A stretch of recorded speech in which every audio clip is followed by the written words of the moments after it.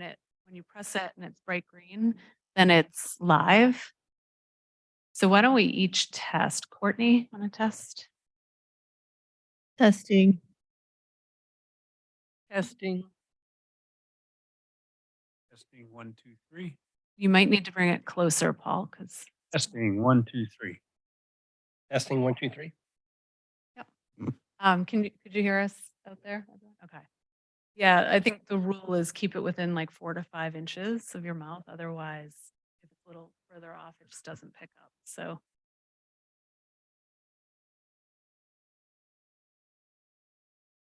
Austin, you can let us know when you're ready.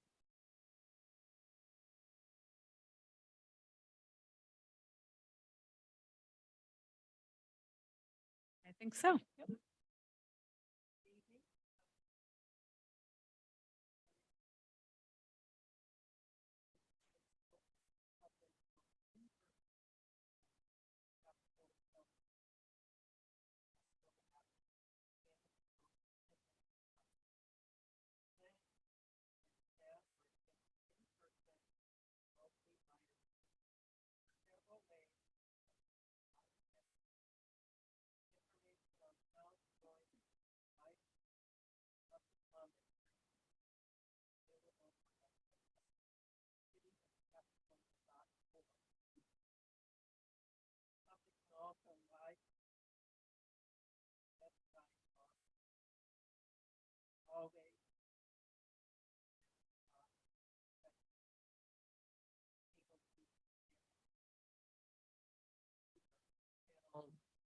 Oh, I forgot.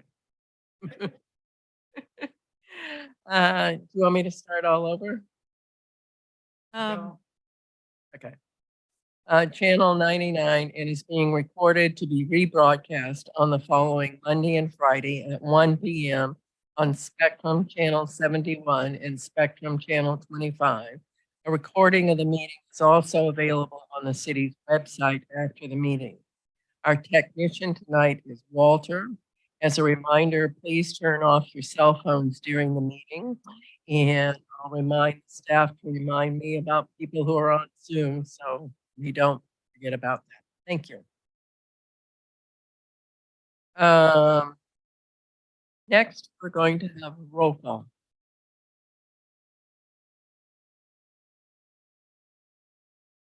Present. Commissioner Jensen, Present. Commissioner Wilt, Vice Chair Christensen, and Chair Westman. Here.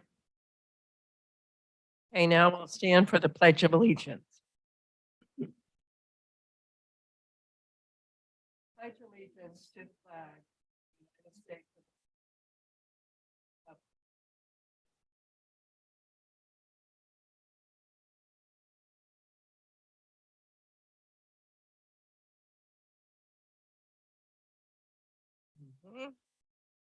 So now we're going to move on to new business.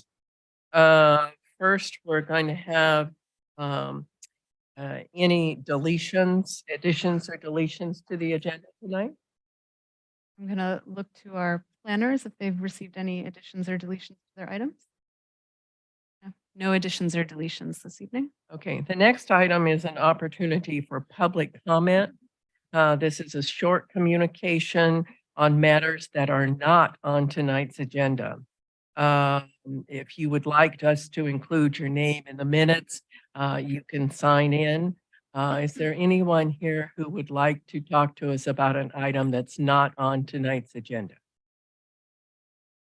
Doesn't look like we have anyone. So the next item is commission comments. Do we have any comments from any of our commissioners you'd like to make now? Okay. Thank you. The first comment, I just want to publicly thank the staff for from our last request last meeting about sending out the agenda early. I appreciate that. I probably did too. That was great. And then the second one, I attended the city council meeting 2 meetings ago and spoke under public comment and wanted to also share tonight that there's a group of community members that have gotten together for wharf enhancement. And we're going to, the group is going to be working with the community, with the city for community outreach on funding for enhancement. So it's going to be a fundraising group. And we're very excited about the opportunity to enhance the wharf. And we're going to be full survey that will be going out. There's going to be a community outreach meeting that the city's going to be organizing, stuff like that. And so we look at, as the city develops the wharf and has those plans, what the community can do to contribute funds to make it a better place, more of a destination. So this is going to be similar to what was done previously for the library, where these enhancements are going to like improve the quality of the furniture that's there and provide some extra amenities. Correct. Yeah, so it's the structure of our group. There's myself and there's 10 other local community members on our board. Gail Ortiz is one of our people that are on our board, and we're really structuring after the Friends of the Wharf. No, yeah, a lot around that same outline that it'd all just be, as we're calling it, the jewelry for the wharf. Thank you. Yep. Anyone else have any comments? Okay, staff comments? Yes, this evening it's my pleasure to introduce you to our new Assistant City Clerk, Austin Wesley. Austin is from Santa Rosa. He attended Cal Poly and majored in recreation management. He's very passionate about outdoors and he's a sports enthusiastic. He's also very interested in city planning, so he's going to enjoy his time at the Planning Commission meetings. And he's been living in Santa Cruz for the last 3 years and calls it home and really enjoys his time here. So this is Austin. Welcome, Austin. We're glad to have you here. Thank you very much. And you can help keep us in line. All right, the next item is the approval of the minutes. And I would request that we take them separately because I need to recuse myself on the April 6th minutes because I was not at that meeting. So we'll start with the minutes from March 2nd. Does anyone have any corrections or additions you would like to make? There's one minor on the approval of the December 1st meeting. Voting yea should be Christensen, Chair Westman, and Commissioner Wilk, and abstaining was Commissioner Jensen and myself. It's flipped. Okay. That's it. All right. Can I clarify? Did you say for the March 2nd minutes? So in the or March, so another March 2nd minute. March 2nd minutes, item number 3, approval of minutes for December 1, 2022. As Commissioner Jensen and I were not here in December. Thank you. Okay, can we get a motion to approve the March 2nd meeting minutes? I'll make a motion to approve March 2nd meeting. Okay, all those in favor? Can we just say aye? We don't need a roll call vote for this. Correct. I don't think. I don't. All those in favor? Aye. Okay, carries unanimously. And then, as I mentioned, for the April 6th minutes, I need to recuse myself, but are there any additions or corrections to those minutes? Yeah, I do have one. Okay. Just, I wanted to clarify that, as Commissioner Essie, noted that he attended the, Planning Commission training down in, Los Angeles. I was also in attendance at that, and I think I shared that, but I just want to make sure that minutes accurately reflected that. All right. Is that correction? Yes. Okay, now we need a motion I'll move. on the April 6th minutes. I'll move. Second.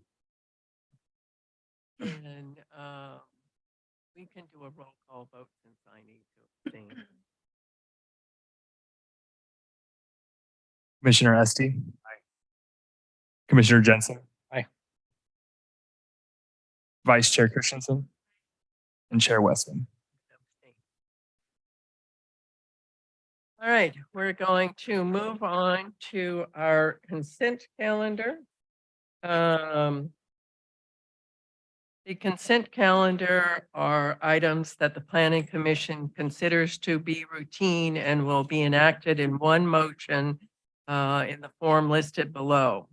There will be no separate discussion on these items unless someone from the public or someone or one of the commissioners wants to pull the item. And tonight, we actually only have one item on our consent calendar, and it is a design permit and coastal development permit for an accessory dwelling unit above an existing garage at 603 Escalona Drive. So is there anyone on the commission who would like to pull that item? I would like to pull, or I have some clarification on one item. Okay. So we will just move that down to be the first public hearing item. I don't think it probably will take too long. So with that, we'll move on to our public hearings. And the first public hearing will be 623 Escalona Drive, the design permit for the accessory dwelling unit. I'll have a staff report. Yeah, good evening, Chair Westman and Commissioners. If there is just a quick question, I can take that, or I have a slideshow, so. It's just one quick question, just for clarification. With regarding, as I read the report, we required, staff requirement was to have, I think it was the kitchen window opaque and, from a code standpoint. And if I recall, we approved, application number 230067, on the February 2nd, planning commission meeting at, I think it was 603 Escalona, no, Saxon. It was on Saxon, 117 on Saxon. And we waived that requirement as a planning commission. And so, I just wanted to have a conversation with the commissioners about consistency, being that they're, of course, obviously in, almost in the same neighborhood. And so that's why I would like to just point that out. Well, I guess we're asking the question of staff about why was it recommended that that particular window be? And we So can talk about it. the recommendation for 117 Saxon, that the similarities between that project and this one falls within 8 feet of a property line. But there is a specific section that is ADUs only, that requires opaque windows within 8 feet. So that is specifically written in. With the other project at Saxon, it was a staff recommendation, because that was This one was an ADU unit, which has different requirements for ADU units than for standard single-family residential units. And so if they're, both second story, the only difference would be that, accessory dwelling unit will still be occupied by community members. And so since it's an ADU, like a secondary dwelling unit, they have to have an opaque window. But if it's just a normal residence and it wasn't ADU, it wouldn't have to. Yeah, I'll say that the commission has discretion over in both cases as well without requiring a variance. In the case of just standard floor area, there's a design review finding. And then with the ADU, there's a section that allows the commission to deviate from objective standards without, it really is at your discretion. And I just want to clarify, so Ryan, the standard is for the opaque windows for second story ADUs along property line. Any interior window on an ADU on the second story, is that required? It's any wall within 8 feet of a property line. That's when it's required. So it's not always required. So anytime you have a window that faces into the lot and is not within 8 feet, that requirement would not. Sorry, a little confused. So the 8 feet rule, 8-foot setback in story applies only to ADUs and not to a standard. Like if I'm building a story house, I don't have that requirement. Correct. So within our ADU ordinance, we have objective standards because many of them are approved administratively. And those in in the objective standards, that's one of them, is that for a second story ADU. So if you did a conversion of a second story to have an ADU, you'd be required to put in the different one, add the film for privacy. Did wonder, but it's kind of strange. that on the Kitchen, I see that makes sense on the back. Kitchen didn't make a lot of sense. I was wondering why. The applicant here. Yes. Nice. Hello. Is- Evening. I didn't. Did you want to ask I just him a wanted to question? ask, did you elect to, do you mind the window being opaque? I would prefer it not to be opaque, personally. It overlooks my neighbor's front yard. And there's a great view down the street to the gulch, looking at redwood trees, eucalyptus that we don't fall. Yeah. But yeah, it would be great if it didn't have to be opaque. Do you have a good relationship with your neighbor? or- I do, yes. where is it?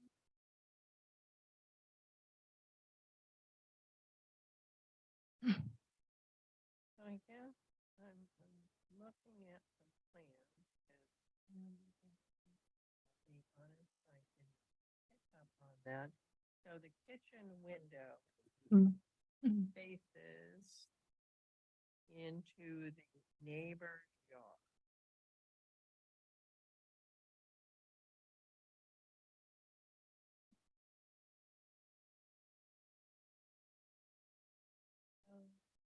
There's the aerial. and the Site plan is here. The ADU is stacked directly above the garage. Mid wall. on the east. An elevation view. It's here. And their house does start probably 3 or 4 feet on the ocean side of the garage, of my garage. So they're offset. So their house is here and ADU would be here. That makes sense. So what is the pleasure of the commission? I'd like to make a motion to approve the project, but remove the requirement for the opaque window. Is there a second for that? Yeah, I will second that. So we have a motion and a second. We'll do a roll call vote. Commissioner Esty, Aye. Commissioner Jensen. Aye. Vice Chair Christensen, and Chair Westman. Aye. Thank you very much. Okay. All right, moving on to our regular public hearing items. The first one is 1440 Wharf Road, the Capitola Wharf. And this is a review of final design of 2 public bathrooms for compliance with condition number 2 of permit 20-0141. This project received a coastal development permit issued by the California Coastal Commission previously, but was conditioned to come back to the Planning Commission for several items. And so we'll start with a staff report. And before Sean begins the presentation, I just wanted to clarify a couple things. I really appreciate Commissioner Jensen bringing this up actually at the beginning of the meeting. So the project before you tonight is for the wharf proposal the city has been looking at for some time now. In the meantime, this wonderful group, a community group has come together and is looking at wharf enhancements. And they're raising funds and really like adding those special elements of like, should it be the same benches we've always had? What about lighting considerations and plaques and all the things that interpretive signs, that all the details that really will make it even more special. So tonight you're not reviewing those items. We, if it's just benches moving forward, I don't think that's something that the planning commission needs to review. But if there are substantial changes to the wharf, we can bring that back to the planning commission. And so I just wanted to clarify the difference of these two. It sounds like it'll be a really robust public outreach process with the wharf enhancements. And so I encourage the planning commission can participate in that as well. And then it'll just ultimately be what have they put together as towards whether or not it should come back to planning commission unless directed otherwise. Okay. So this evening, the focus is on the plans we've looked at in the past, and this is planning to go to city council next week to put the project out to bid. Thank you. And we have our public works representatives here. So Kailash Manzavar is here next to me, and Jessica Khan, our public works director, is also here. Good evening, commissioners. The application before you is located at 1400 Wharf Road, also known as the Capitola Wharf, located in the MUV zoning district. It involves the review of the revised plans for 4 design elements included in the approved wharf rehabilitation project. The larger project scope includes a widening of the narrow stretch of the wharf, new restroom facilities, and a replacement security gate, as well as various repairs and upgrades throughout. Mentioned before, Public Works team here who will be providing you with the majority of the presentation. The original application was evaluated by Leslie Dill, architectural historian, found the project to be substantially compatible with Secretary of Interior standards for the treatment of historic properties, provided that several elements received a subsequent review by the city once further details were prepared. The elements included the wharf piles, prefabricated bathrooms, the entrance gate, as well as the replacement security gate. In the report, Leslie Dill noted that the modern and utilitarian designs were in keeping with the standards. Examples included the larger restroom design, which was differentiated with a completely flat roof, as well as exposed stainless steel components, which is also a similar theme to other modern additions like the security gate, smaller bathroom. Since the original approval, the revisions no longer include alterations to the entrance gate. Will now be relocated towards the foot of the wharf, but will otherwise retain its current appearance.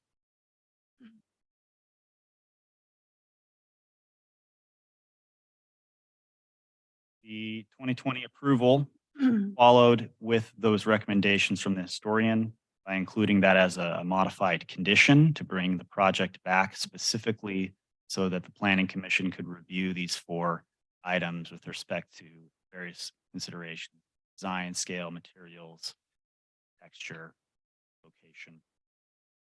As mentioned before, the location of one of those is subsequently changed, and the presentation will show those locations rendering following this. And the overall intent here is to review these elements for compatibility with the historic status.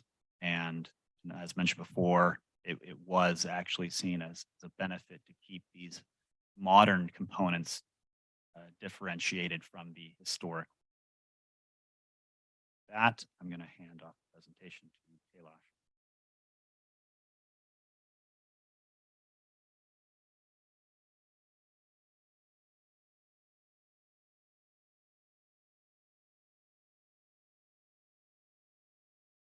Good evening, commissioners. I'm excited to be back here today. It's been, I can't believe it's been this many years since we were here last, but it'll be nice to walk through this project with you here today. And as Sean stated, at that last meeting we had in June 2020, we had 4 elements that we hadn't fully fleshed out. And so coming back to you here tonight to provide the detail on those and seek your approval to move forward with the project, going to City Council next week. So first wanted to kind of give you a little bit of a timeline of kind of what brought us to where we're at here today. This is a banner that we have now placed out on the wharf that provides the community some background on the steps that have been taken up to today, and then the plans for where we're going here in the future. Some of the things that may or may not have already been aware to you as commissioners is this project began at least back in around 2016 or 17 when the city had identified the need for looking at the wharf for improved resiliency and strength. Having seen damage over the years, they wanted to identify ways to enhance the wharf to make it a little bit more robust over time. And so the studies were done by the Moffitt and Nickel engineering team. And through those studies, we then went to planning had multiple public outreach meetings, and then as well went to city council with quite a few different design alternatives. And there was quite a few steps in the process that decisions were made to get us to the point that we're here today. Our goal here is to kind of bring what we left unfinished in 2020 with the Planning Commission, resolve those tonight, and then go seek approval from council next week to move forward with bidding the project and starting the repair and enhancement of the wharf. With that, we would end up having a goal of having the wharf completed, construction completed the summer of next year, 2024. So again, just to rehash a little bit here, this was the design alternative that City Council approved in October of 2018 that charged the Public Works team with moving forward with this design. And so the upper two drawings that are sketches were part of that alternatives analysis that was prepared to look at options for what the city could do to provide more resiliency for the wharf structure. With the guidance and direction from council, we move forward with this design. And then we have at the bottom of this slide showing you the current design that we have. So you can see that it mirrors that design that was sketched out in 2018. So the first element that we wanted to speak to were the new piles. So there's a improved pile type that we are utilizing and have already utilized for some repairs that have taken place since that meeting that we had. So the existing piles on the wharf are all old timber piles, and they have a lifespan, and they've lasted quite well. But there are new pile types, which is it's a composite pile that allows for it's just in the look and feel it's about the same size and diameter, but it's much more robust as far as its ability to last over time in the marine environment. You still do end up with attachment of barnacles and things like that, which was part of the design review with Leslie. But at the same time, it does also allow for those piles to be much stronger, and also can be built off of in the future if we were ever to try to move vertically up with the wharf structure. So here you have an example of what the piles look like at the far end of the wharf at the head. These piles were replaced as a phase one of the wharf enhancement project. The second slide shows the piles near the landing. And you can see just from a distance, the color of the pile, it blends in very well with the existing piles. And at a distance, I think most passerbys aren't able to distinguish the difference. If you get up and touch it, you'll know, but otherwise, the look and feel still provides kind of the stick framing structure of what the wharf looks like. Here's a close-up of that pile. Again, even at this scale, it's hard to quickly differentiate the difference between the two. And then this is the base of the wharf, where we also have another pile type that was used in the past when the wharf was widened at the very foot of the wharf. The piles in the background of that screen that's the Hooper side of the wharf. You can see if you look closely, it's a different material. It's again an FRP style pile that is in line with the piles that we'll be using for the wharf redevelopment. The next element that we had to bring back to you were the two gates. So there's two gates on the wharf. One is a entrance gate that has kind of our iconic photo opportunity for visitors who come to the wharf and want to take a picture at Capitola Wharf. And the second one is a security gate that's kind of 3/4 of the way out towards the wharf, closer to the two businesses. In operation, the way that these gates are utilized, the entrance gate primarily stays open all year long during both day and night. We really only use that to close when the whole wharf is closed down for either for security, or if we know if there's instances where we know there's large storms coming and we're not sure, whether or not there might be a dangerous situation out there. That's when that gate is closed. But otherwise, that gate is almost always open. The second gate, the security gate down towards the businesses, those are closed when the businesses close shop at night. And that was put in place years ago when there were different times where there was issues that were happening with security risks. And I think things, had gotten broken into. And so the security gate was placed, and that does close every night. And that's mainly closed by the tenants that operate those two buildings. So looking first at the entrance gate. So the proposal here is, because the project widens the narrow section of the wharf that is currently where the entrance gate is situated, we're doubling the width of that narrow portion of the wharf to add strength to it. And so in order to still accommodate and keep this historic art piece that was done, I'm not sure what year, but when that was created, we wanted to maintain that. And so in the permitting and public outreach process, there was a lot of concern about maintaining this gate. And so the opportunity presented itself kind of naturally, that if you just slide it forward, that same width is there, and so it'll match. And so we're just proposing to move that gate forward to be closer to the immediate entrance to the wharf. This is one view from the road side of the wharf, and then I have another view from the opposite side. Jerry, you might remember that day. So that's another view of it, showing kind of where it is positioned. So you can see that the wharf width right there, it's kind of hard to eyeball, but we did a lot of close measurements, and I've talked with the architect that designed the structure, that we'll be able to accommodate its relocation there without any problem. It doesn't conflict with any of the utilities or any of the other items that are running underneath. Right. Oh yeah. So that's moving on to the security gate. So this is the look and feel of the existing security gate, again, closest to the outboard end of the wharf, and is closed nightly. And that's why that gate is a little bit more robust. You can see it's a little taller. It has wings that extend beyond the outside edges of the wharf to prevent, people from trying to get over or around it. And our proposed design was to match this exact gate design, but needing to accommodate the new width of the wharf. So you can see here, this is the plan drawing of that gate, matching pretty closely is, as much as possible to the existing. And then again, showing you from the opposite side. And this picture gives you the opportunity to see. So if you look at the bottom of that photo, that corner where the railing goes to about a 45-degree angle, that's approximately the new width of the future section of this wharf.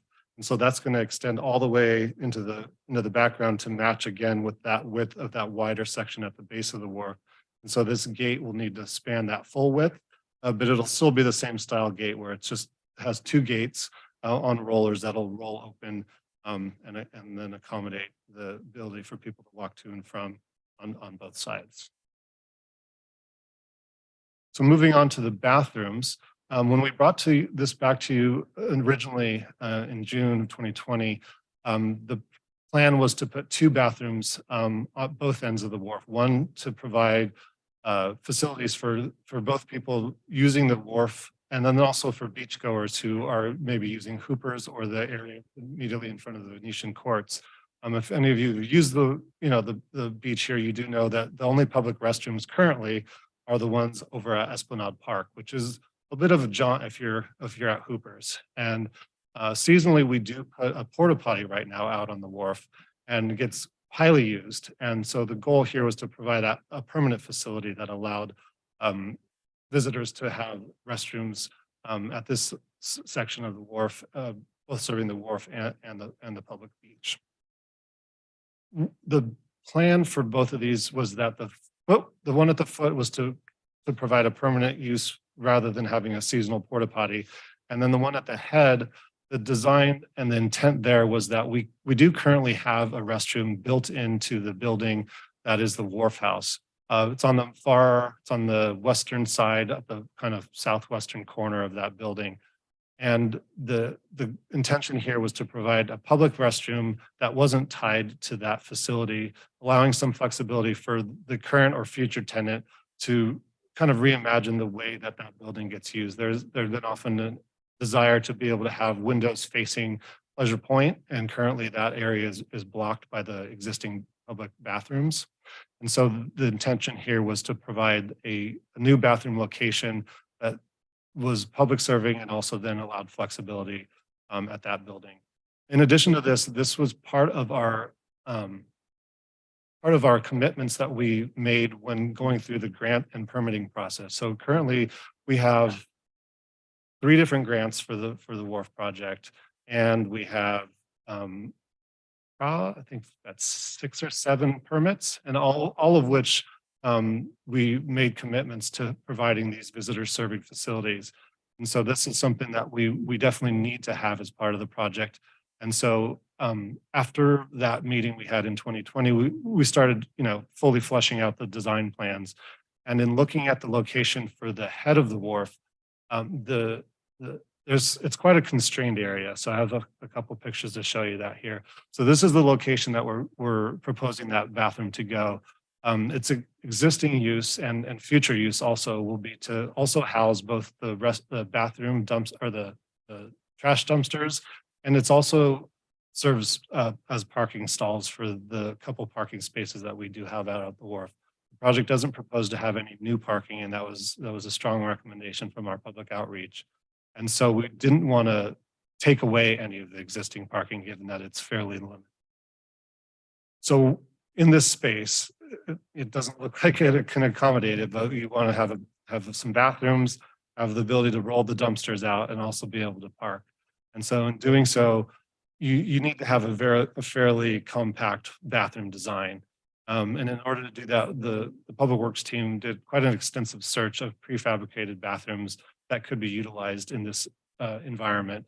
And another factor that we had to take into consideration is just that we're in a marine environment, and there's a lot of challenges with having a facility out there that's going to last over time.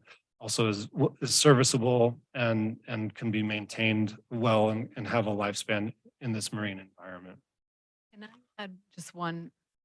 I just want to, the 2 buildings that are on the wharf, we've inspected them to a point to know that they're not going to fall down on someone, and we allowed the tenants to go back in and remove their things, but they have yellow tags on them now. They need to be further studied. So there's also a question there about when those bathrooms will be able to be utilized again. So there might be significant work that needs to be done in order.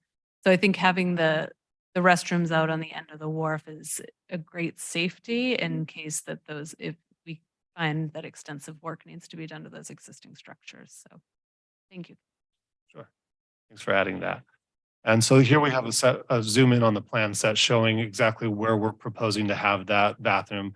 The design of the bathroom right there, it might be hard to see, but we've got one that's proposed to be installed, and the second location will be plumbed, but current design plans only have us adding 1 bathroom here. But in the event that we start to see that there is demand or need for an additional bathroom, it would be easier because we're already plumbed and ready to go to have that second bathroom installed there. Yes.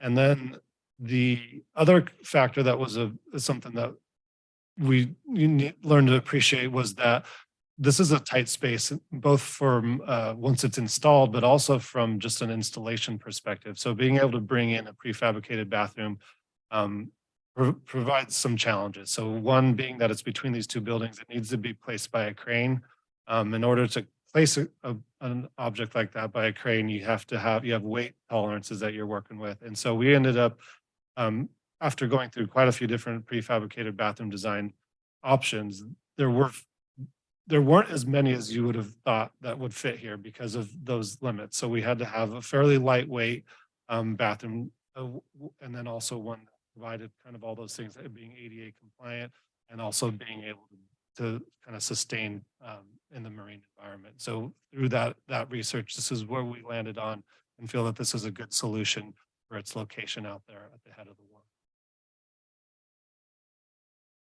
Here's a close-up look of what the bathroom provides from aerial. So you can see that the bathroom provides a toilet, wash basin, and also provides the opportunity for a children's changing table. On the right-hand side, you see a picture of the bathroom. The brand of the bathroom is a Portland Loo. I think I have one more picture with a little bit better view of it for you. Oh, no, I don't. That's it. So that bathroom is made, they come in different materials. We've selected the stainless steel option because of the marine environment. And it does have the opportunity, if on that wall which is the round wall facing us is the door. It says the Portland Loo on this one. And there is opportunity if we decided to do so to put some type of artistic mural or something on that side. But otherwise, the structure would be made of stainless steel, being that would be fairly well serviceable. If we had graffiti or anything of that nature, it's easy to clean and easy to maintain over time. Moving on to the second bathroom, the location of the second bathroom was proposed to be there west of that yellow line. And the reason for that being that we still have vehicle, although there's not a lot of parking, there is still vehicle use on the wharf with vehicles coming in and out for deliveries, for trash, and then for the small number of parking spaces that are out there. And so we did not want to have that bathroom have any conflict with the vehicles that would be going up and down the wharf. And so the space that we've selected, we've tried to tuck it over into that corner there, allowing for the ramp to the bathrooms, and the three stalled bathroom doors would all be facing towards that yellow line. So the back of the bathroom is facing Hoopers, and then the doors are facing Capitola Main Beach. This plan drawing just shows you where the bathroom is. The red line, that's to show where the security gate or the entrance gate moves from where its current location is forward to closer to the front of the wharf there. And then the distance that we have the bathroom situated right now is as close as we can get to the railing, allowing for still serviceability and having the correct amount of distance between the building itself and the railing. This is a close-up of the facilities within the bathroom. One of the stalls is an ADA stall, also with a children's changing table, and then the other two are just standard stalls. This last photo we have is a rendering that we had put together to visualize kind of at an angle how the gate would look and where that bathroom would be situated. The only difference that you might note here is that we didn't include the ramp that goes up because there is a concrete slab that bathroom is on.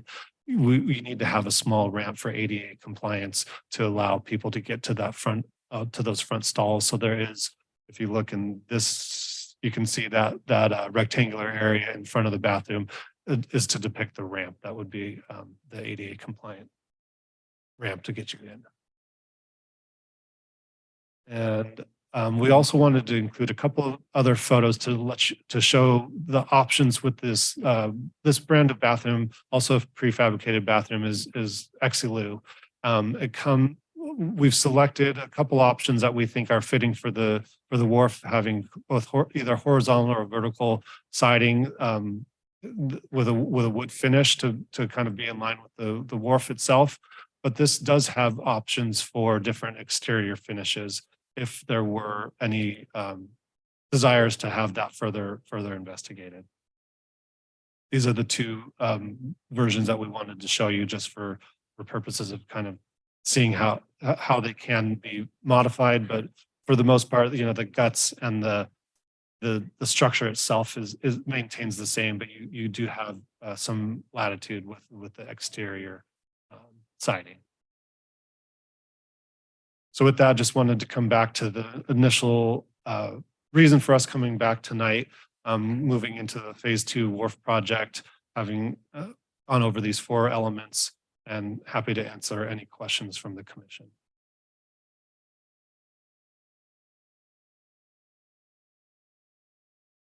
Do we have any questions that we want to ask staff before we open the public hearing?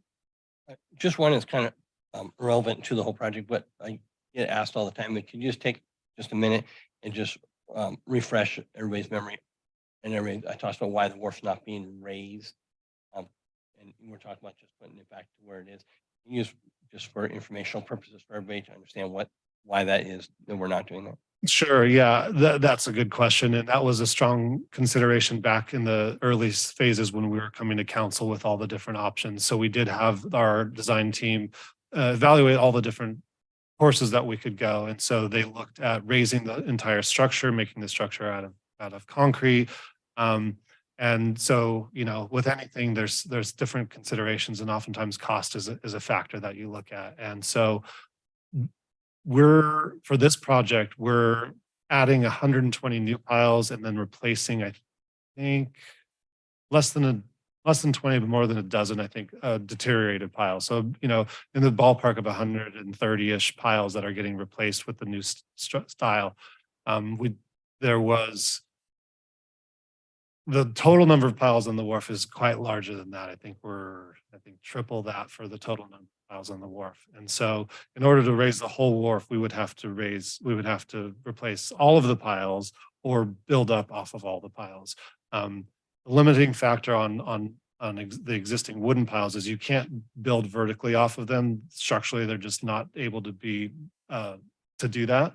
And so the council at the time was pleased with the idea that we have all the new piles from here on out will be these FRP style piles that could be built vertically off of, but at the current time, without replacing the entire wharf and all the decking and all the, you know, everything on there, basically rebuilding a whole new wharf would be required to raise the entire structure. We did do probable estimates of cost at the time. This project that we're proposing here now, at the time when we were estimating, it was around in the $8 million range. With the Measure F funding, you know, that was within our budgetary allotments. The next step up of raising the structure, depending on the material, started to escalate. And so we ended up, I think the raised structure put us at a $16 million cost, and then a concrete structure, I think, put us closer to the $20 million cost.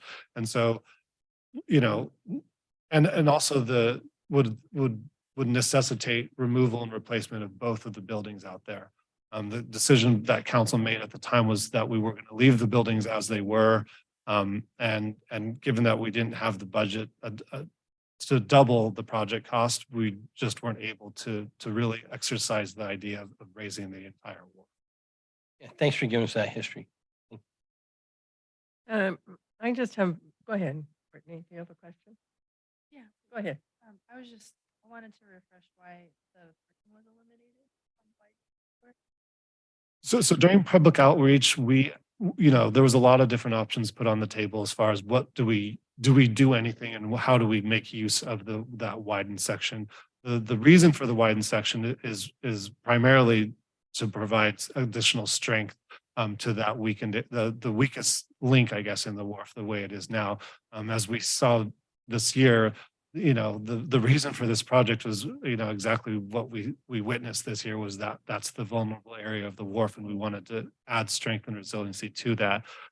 During public outreach, there was no desire to add additional vehicle traffic on the wharf, and additional parking wasn't something people wanted. I think the message we were getting both from council and from the community was that this is a pedestrian wharf primarily. You know, we have a couple spots out there for ADA and for deliveries for the businesses. But otherwise, traffic is by foot, stroller, bikes, things like that.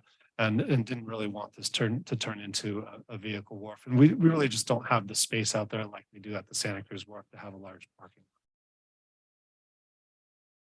You have a question? Go ahead, Paul. Yeah, the security gate, given it's 2023 and there's sort of more sophisticated modern techniques for deterrence, we really need it. It's kind of ugly. It's not very expensive, I suppose, but it's, it restricts view. It's kind of a big monstrous iron thing. It's going to be twice as wide. Is it feasible to not have that? Has anybody considered that? Well, so I guess that's an interesting question. I mean, so it's primarily open as when you're as a visitor visiting the wharf, like the gates, like there's a straight shot looking down the wharf. You don't see the gate except when it's closed, and when it's closed, it's usually evening, nighttime. So no, there was never a thought of not having the security gate, because I think the intention behind it being security for the businesses was a driver, and that's why it was placed initially. So no, that wasn't a consideration. Yeah, but when it's open and you're on the beach and you're looking at the wharf, now you're going to see a much larger metal structure there on. It's quite a bit different than the original. That was one of my thinking. Not so much as you're on the wharf, but it's other people. The other, like in that picture over there, you're going to see it. When you're on the beach, or that's, and like I said, there are a lot of ways to deter people from doing stupid things today. Anyway, just a thought.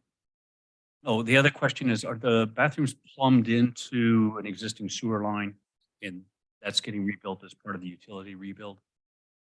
Yes. So there's the sanitary sewer line that's out there right now. This will be connected to that. We do have to make some substantial repairs of that line as a result of the damage that was incurred this January. Okay, thank you. My question is, and I know this is not what we're discussing tonight, but several people have asked me, could you just briefly go over the numbers, what the wharf was going to cost to be repaired before it got damaged, what it's going to cost now that it's been damaged, and how much of the funding comes from the city of Capitola and how much from other agencies? So that'll be a primary part of the meeting with the city council next week. I can roughly, I think I'm not sure exactly what's in the staff reports, but I think we're in the ballpark of around a $9 million project with the additional damages that have been incurred this year. We have the previous grant through the Senator Stone's office that we ended up through the Coastal Conservancy for 1.9 million. We have a recent from Panetta's office that proposed us for federal funding of 3.5 million. And then we have the insurance for the wave wash damage, I think in the ballpark of 1 million. Much for Measure F? The remainder. Yeah, I guess The remainder. we have a surplus on Measure F stuff now. Hi, good evening, Good evening. Chair and Commissioners. Jessica Kahn, Public Works Director. So your question, to make sure I understood, was how much was the wharf cost and how much they are now, and then where that funding's coming from, correct? Okay, so the original project was a bit less. I believe it was about $7 million, but that was prior to knowing that we were going to get federal funding. So the full scope of this project was always around 8.5, considering the restrooms and all the upgrades, the full desired project of the city. There's about $1 million of storm damage. The total brings us up to about $8.9 million that we expect to, when we bid this project, to come back to. Like Kailash said, we had about $1 million in insurance, 3.5 from our federal grant, 1.9 from our state grant, and then about $750,000 in general funds. And then the remainder would be in Measure F, which I believe is something like, I want to say $3.35 million. Okay, great. And then at the end of the day, if you consider the cost of all of the construction plus the project that we did in phase one, plus all of the engineering and scoping that we've done over the past almost decade, the total price is about $10.3 million for the project as a whole. Great. And Thank all you. of that will be re-reviewed at the council meeting next Thursday. Thank you. That helps me. Now I can answer people's questions. Any other questions on the staff report before we open the public hearing? Okay, we'll open the public hearing on the wharf item. If there's anyone here from the public who would like to speak, you're welcome to come up to the podium. Pardon me? We're talking about the item A on the public hearing, the wharf, the Capitola Wharf repair. Which item were you interested in? Okay, that was on our consent calendar, and you may not know that our meetings now start at 6 o'clock. So that item has come and gone. Sorry you missed it.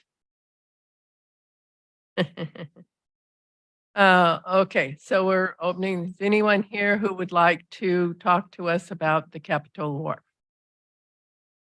Okay, seeing no one, we'll close the public hearing and bring it back to the commissioners.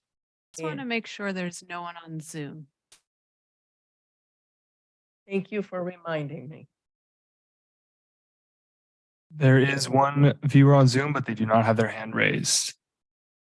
Thank you. Thank you. All right, so who would like to start? I have another question, actually. Okay. That machine. Okay, I'm curious why the bathrooms at the head of the wharf and even the bathrooms at the front aren't. I mean, are the businesses ever planning to be remodeled? Are they going? I mean, they're going to be revamped at a certain point after the renovation.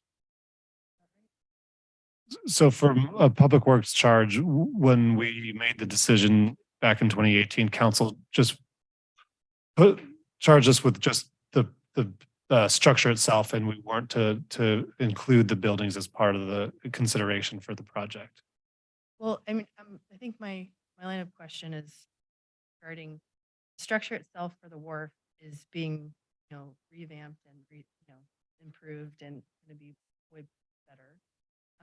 The bathrooms themselves going in the front and the rear of the head and the entry of the wharf are going to be put in now, and then the wharf will be reopened, and then the businesses will be left to then remodel or reopen it at the time that they can. Basically, is that right? Was there any consideration we put to maybe incorporating the design of the bathrooms into the design of the new? I mean, like how the businesses are going to buy themselves, or So not yet. Once we know the exact what's going on with those businesses, as we've learned along the Esplanade, every time we open a wall, we find something new in those businesses. So one of the reasons for the bathroom outside of those structures was that there would be more design freedom if those buildings were to be rebuilt in any manner. So you could open up the view, because right now you can't see towards East Cliff. So just kind of being able to open the view and have a little more design freedom if those are to get redeveloped in the future. But I just was curious because I'm.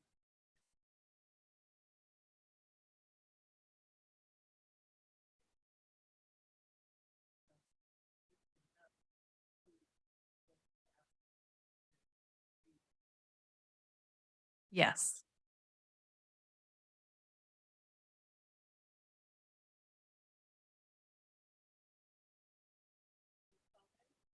Yeah, I have a couple comments. So I think I separate the two bathrooms as two different things to talk about.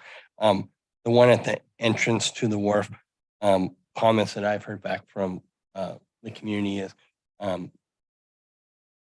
it's a little bit challenging in the sense that it has a little bit of modern flair, but it seems like it could work in.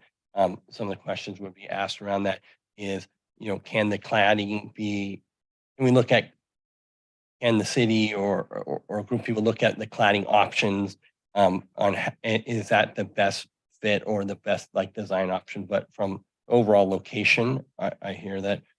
And I personally don't really have a problem with the design, the location, but are there options or selections that can be chosen different for the cladding of the outside of the building overall? So if we get more feedback that the exterior cladding of the that structure that they prefer once RRM goes through, they'll be working like a subcommittee. And we get that feedback. There's a lot of flexibility for the one right at the entrance to the wharf in terms of we can add different exterior finishes. There are many to choose from. The one at the end of the wharf is different. There's not many choices to be made on the design of that one. And so with that, with the one at the end of the wharf, that's where I hear most of the community concerns regarding that bathroom. Right now, the Wharf House does have a bathroom that's open, where people do use that bathroom. So there is a bathroom at the end of the wharf. We don't know what condition is, but like pre-storm, there was a bathroom that can be used. The concern around it is the utilitarian look of that unit. How do people feel about that bathroom being so visible or so not a very private stall? I know when you research and you read about it, the drive for the design factor was so you see people's feet, contain drug activity, many other different things that would go on in a bathroom like that. But I think is a little bit unique in the sense of no matter where we stand on a security gate, but there's a security gate that would be closed. So those sorts of activities would be kind of only during the daytime when people are around, not so as much if it was in the middle of a park and at nighttime, people sleeping in or something like that. So that was one concern that I've heard. The other thing is just how it looks, and that how it's, forget any enhancements that might get brought together from the community, just the overall feel of that bathroom in that location was a concern that I've heard and a concern that I personally have around that. I know there's sensitivity around schedule and driving forward to that, but is there a way that, the project can be designed that we know that a bathroom is going to be at the end of the wharf, and then that it be considered to be something of a different sort of input around that? Or is there really a need for a bathroom at this phase of the project right now, and could funding be held out for that?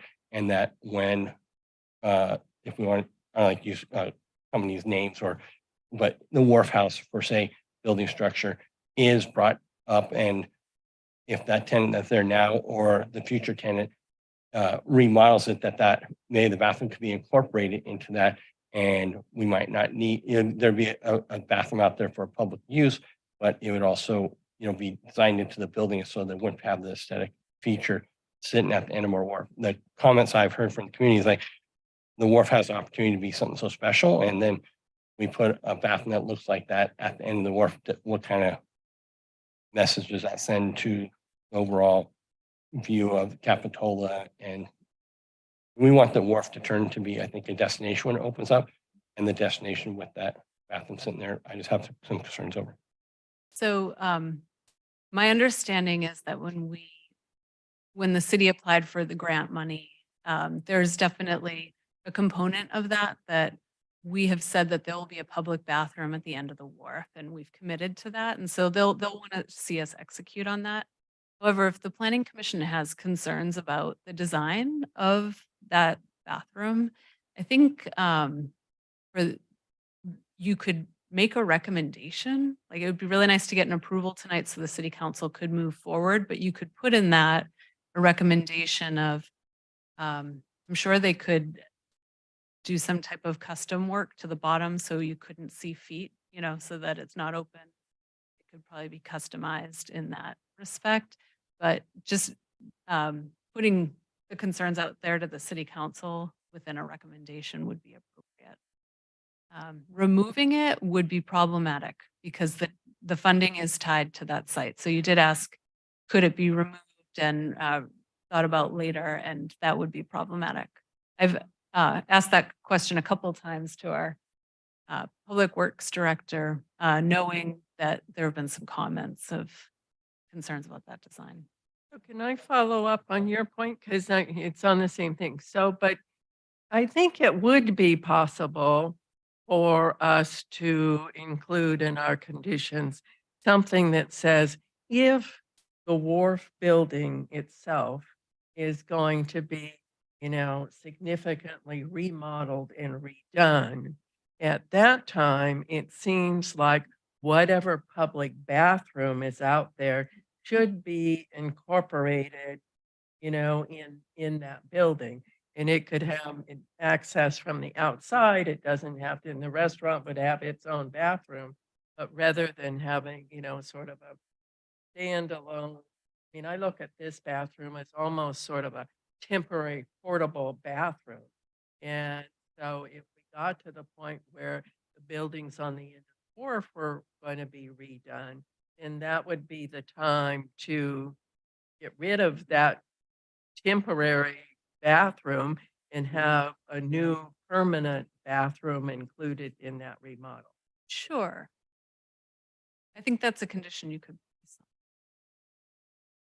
Yeah, so, locking onto that, is there a time frame on when this bathroom has to be put in place?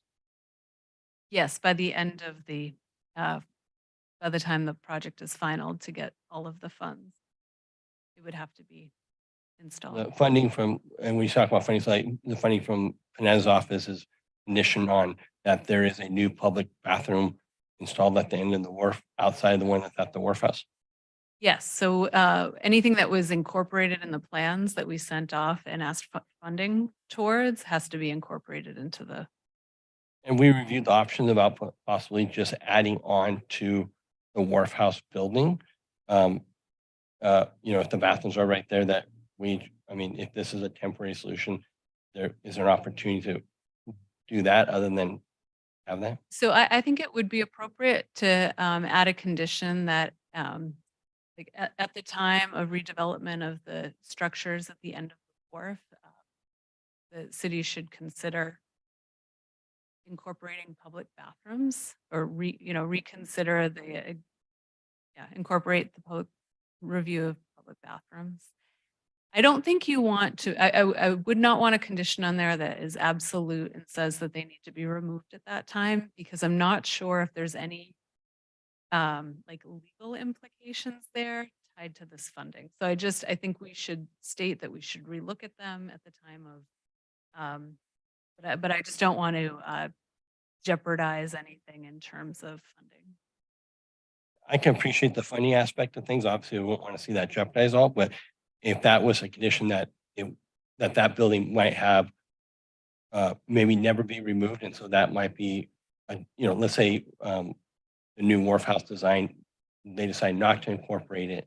That new outhouse that's going to be put in has potential then to stay there and be a fixture on the wharf for many years to come, right? Yeah, I think as long as we can require that it be reviewed again and considered in the new design. If that's where it went, I would want to look to see a different opportunity for a bathroom other than the one that is proposed today, just with the comments. So one thing to know with the Portland bathroom is if it serves its purpose there and we find out that legally it implies that we could move it off site and then rebuild something down the line when the structures are rebuilt, it can be moved to a new site easily and readapted. So that is a benefit of. So, sorry, so just for clarification, so if the commissioner votes no on that, they're not in agreement with that bathroom, that jeopardizes all wharf funding for the whole project. That jeopardizes the timing and possible funding. It would take a considerable amount of time to redesign the bathroom, to hire an architect, redesign it, and then get the updated plans approved by the funding. when it's, I'm sorry to go back and forth, I'm just really trying to say, it's a portable bathroom, right? And so the design thing is just that it's gonna be brought out on a crane and put into the plumbing that's gonna be roughed in during the project. And so looking at other options of other bathrooms might be more aesthetically pleasing for the wharf that can be put in. So the wharf can be getting rebuilt, it can be getting roughed in, knowing that we have to have a bathroom, and I appreciate that clarification. But a bathroom that is more conducive to what the community be looking for at the end of the wharf. Would that would really jeopardize the project? I'm hearing? That, that is my understanding. Yeah. So I apologize because, you know, we're coming back to you and asking for an approval of a design. And I think there's certain mitigations we can put in place. I think we can do a recommendation to the city council that if there's any ability to modify those bathrooms, that they consider it. But my understanding is because these plans are what were approved at the time of the grants, that we kind of have our hands tied. I do think in terms of, I know, I do think that we could modify the bottom of the loo if we wanted to make it so that the feet were not visible. I think figure out a way to do that, but Jessica, am I missing it? Yeah, I mean, yeah, I think, Jerry, you're right. Our commitment is to provide a bathroom at both ends of the wharf structure in this, as part of this project. And we were kind of constrained by having the requirement to do that without making any modifications to the buildings themselves. And so that was kind of the constraints that we had that drove us to this point. So I think what you're saying, I guess what I'm hearing is if we were able to change the design of that bathroom, but still meet all the kind of factors that we were having to design around as far as parking, trash receptacles and all of that within the timeline of still executing the project. We just need to deliver a bathroom. So I think at this point, it would be hard to say no to that bathroom because then we're not delivering a bathroom. But we need to move forward with having a project that says, yes, we're going to provide a bathroom both at the head of the wharf and at the base of the wharf. Yeah, I think it's probably difficult to go back in time and say city council or planning commission, when they approved the overall design on the wharf, that there's gonna be a bathroom there, and that they knew that today the bathroom would look like the one that's being proposed. Like that might have been, oh no, then we don't want a bathroom if that's the way it's supposed to be, or we want the bathroom to be connected to the wharf house. So it is more aesthetically pleasing. So I'd feel, just to my, commissioners, feel very strong that there'd be a condition that when and if the wharf house is addressed, that is the primary function, or a key would be that bathroom would be removed, and that this is like a temporary bathroom facility to the degree that we can be sensitive to our community. And the viewing is just knowing that it's a complete Band-Aid until, so we can get our funding, which is our goal, but also address our community concerns that that's not what Capitola is about, and that's not what I think the vision of the pier should be, the portable toilet like that. I think in the 2020 timeframe, that bathroom looked pretty much like what you're presenting today. Planning Commission and City Council approved, right? When this project was first approved in 2020, there was a bathroom that looked like this thing roughly in the plans, correct? I don't know if we had the design for this bathroom at that point. I think we just had the locations called out, but I believe we initially had it framed out to have 2 exit bathrooms, and that the ability to have a second exit bathroom in that location wasn't feasible. Yeah, that's my recollection, because I was here then. I think we just indicated where the locations of the bathroom would like to be. I So, don't think we did actual design. so the X-Loo is the bathroom at the entrance to the wharf, and that's what was proposed originally out at the head of the wharf, but because of the weight. Okay, well, I would agree with Commissioner Jensen if we can write the proper wording for revisiting this in the future to eliminate this temporary thing, that would be good. It doesn't really, I have heard comments, it doesn't really fit in. Understand the weight requirements and how, what you've got to deal with in physical size, so. I think we should keep going. Any other comments? One more question. I'm wondering why the decision was made to have prefabricated units. Was it just cost, or was it, I mean, just ease of use or ease of application, or just the prefabricated, even the bathroom at the entry, having it be so cookie cutter instead of customized with maybe showers or anything like that? Just would it be overall cost or? So the one at the foot, that brand does have the opportunity. You can have exterior showers on that. So that is an option there.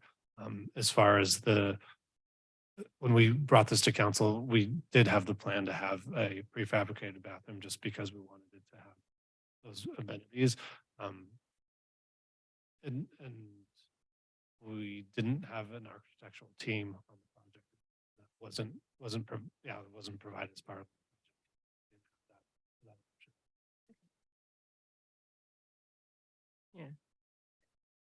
For myself, everybody else is done. When I look at the area where the prefabricated bathroom, at the Portland Loop one is going to go in at the end of the wharf. I mean, currently that whole area is a mess. I mean, there's dumpsters in there.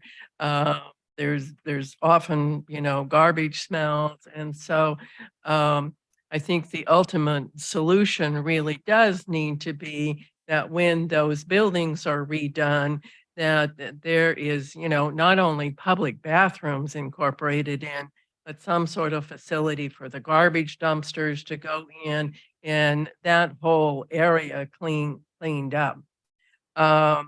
So for me personally, I agree. I would like to see the door. I don't know if the door has to say Portland Loo on it. I mean, I would like to see it as plain as possible.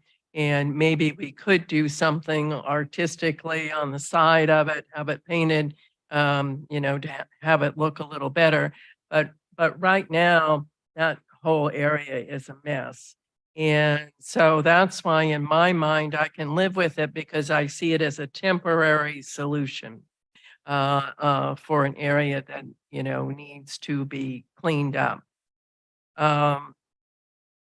For the bathrooms that are going in the front of the wharf, I hope that we can include some language in there that, options can be looked at for upgrading the exterior of that bathroom. I was not completely clear from looking at the drawings I saw whether the wood went all the way around the building, how that actually works. So seems like we could approve those in concept with giving, staff the opportunity to, look at some different exteriors, to even work with this new committee that's being formed. So if there is money to upgrade those, that, that can happen. And we're not really just looking at option 1 and option 2 for the siding on the bathrooms. I did have a question about moving the gates forward, the entry gates, because if you move those forward, you do have the staircase that comes up from the beach. It's now going to be on the wharf side of those gates. So I'm assuming you're planning to put some sort of gate or closure there. So if you're closing the wharf because there's a major storm and you think it's dangerous for people to get there, that entrance will also have a way of being blocked off. Yeah, that's correct. We had the same thought. So the plan is to just have a swinging gate that just ties into for the most part, it's going to be open. So it marries up to the side of the first landing, the landing at the top. It swings open, and it would just be a gate that can swing closed to just provide be at the height of the railing. So it wouldn't be a Right. tall gate. It would just be the height of the railing. And it would swing closed when we did close the wharf, but otherwise that would remain. Okay. And I will say I'm probably going to get myself in trouble with the community. The design of that entry gate, I personally never thought was a wonderful piece of architecture or design. So I'm hoping that if there is a committee that raises money to do some improvements out on the wharf, one of the things that they will consider is to look and see if architecturally, I know everyone likes the wrought iron Capitola, but the little stucco columns with the little tile roofs on them, and I've always thought could be improved. So again, we can let the staff deal with that.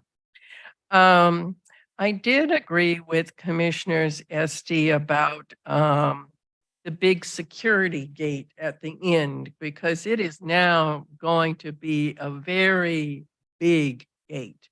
And even when it's open, you're going to have these, I can't remember exactly how tall it is, but it's like 10 or 12 feet. I mean, those gates are going to have to open and go against the side of the wharf, and pieces are going to stick out.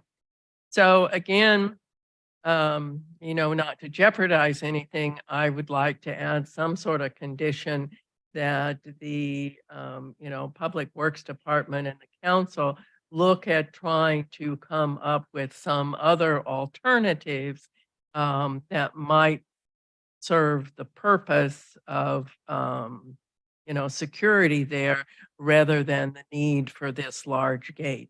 And they may not be able to come up with anything. The property owners may object. I don't know, but I do think it's something that ought to be investigated and looked at least by the staff and the council to see if there could be another option there for solving that problem.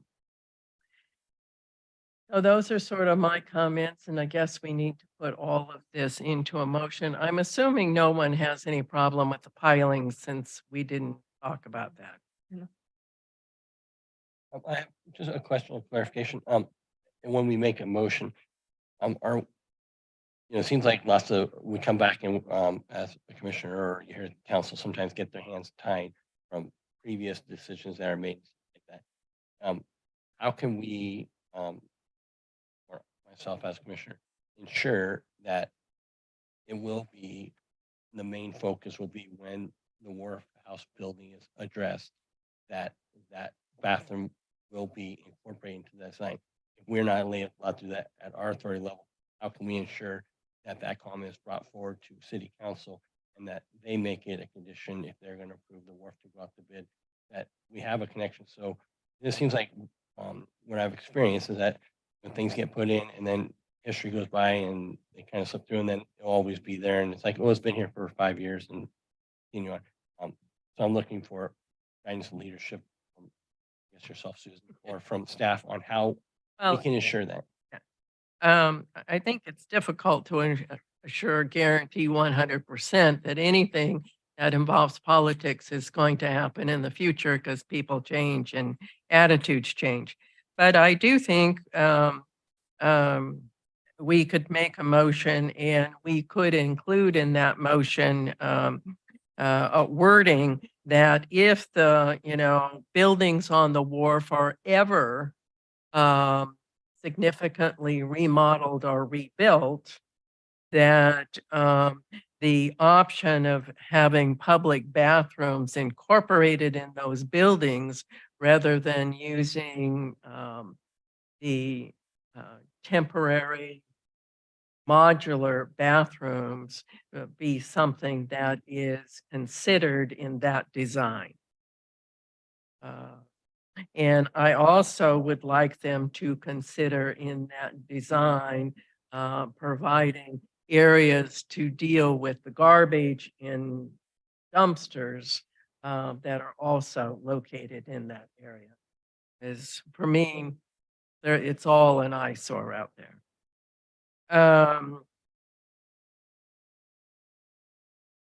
I would like to include another condition that says that, in the future that the entry gate be looked at if there's an opportunity to improve that design uh, as the wharf goes forward.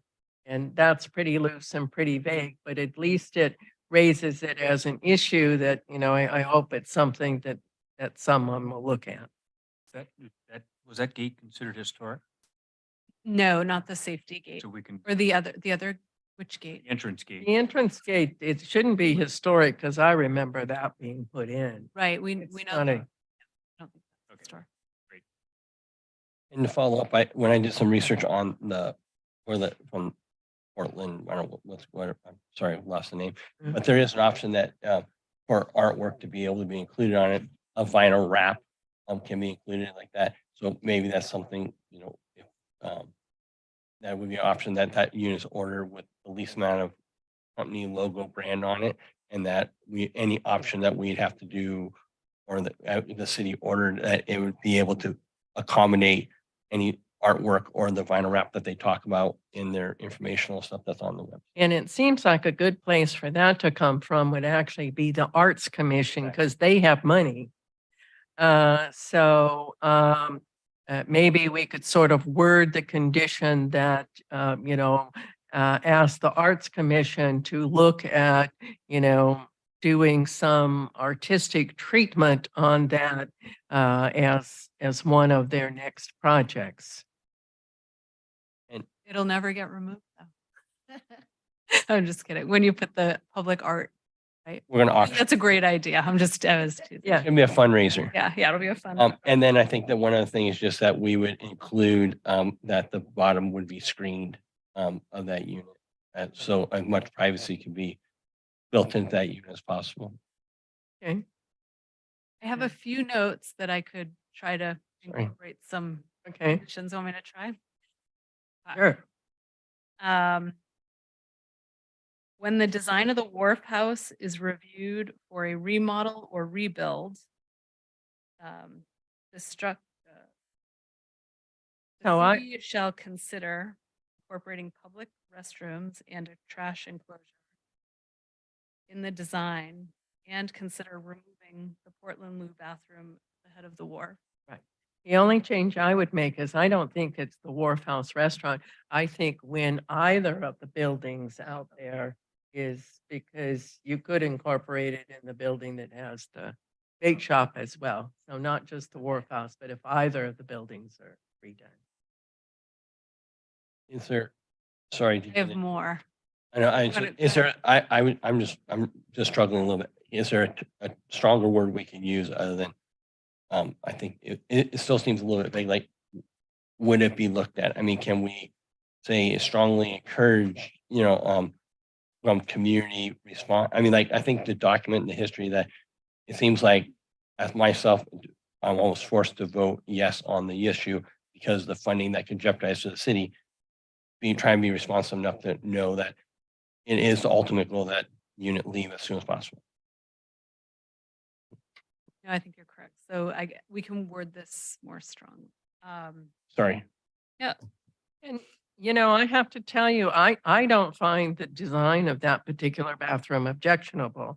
And I haven't heard from the community the same thing that you've heard, that they don't like the design of that bathroom. So I don't want to get too into it since we don't have a lot to go on other than what you've heard from the people you talked to, what I've heard from the people I talked to, and that's really not a public process. So, I agree with you, though. I mean, I just feel like it's a shame to not have a provision to where everything can be at least designed to be incorporated with itself. So even Right. the bathrooms at the head, at the entry, the bathrooms at the head of the wharf, everything, the whole, all the structures kind of relate to one another, so it's not a mismatched process at the end of the. I mean, that's. my impression. yeah, I think one of the biggest mistakes the city did when those structures were built, they let the people who were going to occupy them design them and build them. rather than have it be sort of a city process. But I don't think that will happen. Okay, that was condition number 1. Okay, and then the second condition, the Portland Loo door shall not say shall not have the company logo on it. And future enhancement of the Portland Loo would be reviewed by the Arts Commission for the possibility of an art. And the bottom shall be screened.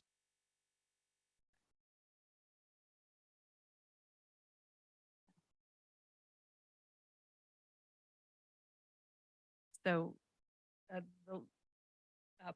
so this is all going to be part of the recommendation, right? It's an approval of recommendation. So the Public Works Department and City Council are being recommended alternatives, are recommending that they consider alternatives to the gate, the security gate, the entry gate design, the single bathroom, if there is an opportunity during construction or bidding. So just kind of leaving that door open, saying, what we're hearing is there isn't that opportunity, but should that opportunity arrive, let's reconsider. Sounds Okay. good to me. And then the last one is tied to looking at additional alternatives for the full exterior, understanding all 4 elevations of the 3 bathroom stalls.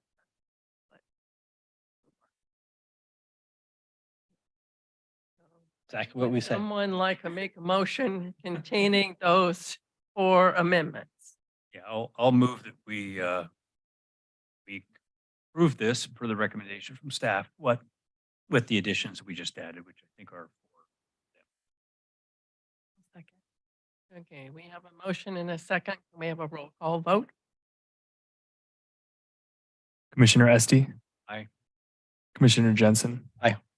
Vice Chair Christensen and Chair Westman. Aye. All right, thank you all very much. Thank you for being here, Public Works Department. Thank you. It was Thank very you. helpful. So the next item on our agenda is the citywide housing element update. And we're going to get a staff report on the progress being made on our 6th cycle update. Okay, thank you, Chair Westman, and good evening, Planning Commission. Tonight I'm going to give you an update on the housing element. Sean is pulling that up. Okay, next slide, please. So our consultant team, I just wanted to, Brett Stinson and Veronica Tam and Associates, they've been working really hard on our housing element update the past 2 weeks. I would say we're doing about 10 emails a day, and I'm getting chapters and reviewing them and sending them back. So right now we're on the home stretch. They're not here tonight. Tonight we're really keeping the review to just as an update, and then 2 items that I'm looking for. 1 item that I'm looking for feedback on 2 sites. So, but Veronica and Brett will be joining us once we get the public document out, and we do our public hearing on that at our next meeting in June. So next slide, please. Previous updates in February, Planning Commission had an overview of what the housing element is and what the task in front of us is. We had a joint meeting on March 16th, 2023. And in that joint meeting, we again introduced what is the housing element update. And then we really got into an overview of the sites inventory, the process of a sites inventory. And then for the first time revealed our first draft of the sites inventory and got great feedback from both Planning Commission and City Council at that hearing, which is in our updated map. Next slide, please. So tonight's agenda, quick overview again, in case anyone's tuning in from home and wants to know what a housing element is. Second is I'd like to move forward with the selection of 2 sites for conceptual build out, and then go over our next steps with the exciting news of our public review draft being available next week. Next slide, please. So what is the housing element? A housing element is one of 7 elements that's required within the general plan. It really lays out it looks at our existing framework within the city and how we can best accommodate future housing. And the deadline for our housing element to be adopted is by December 31st. And it's reviewed by the State of California Housing and Community Development Department for compliance. Next slide, please. And this I just went over, but really what are we looking for within a sites inventory is making sure that there's land suitable and available for residential development to meet the to meet our city's regional housing needs by income level. Next slide, please.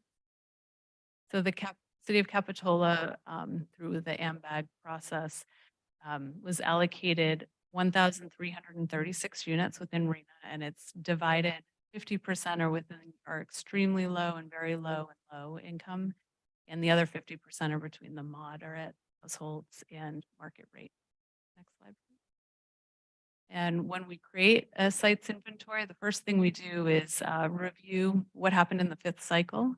Then we remove any developed or unavailable sites. We add new rezoned or available sites and do our site suitability analysis.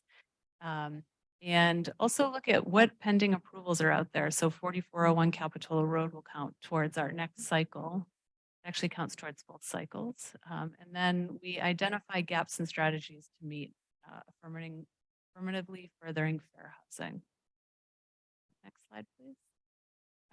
Within Capitola, there are many different angles you can look at for sites. Because we are mostly built out, we're really looking at underutilized sites. And we look at the existing use, how old are they, and are they ready for redevelopment? Is there any interest by the property owner? Next slide, please.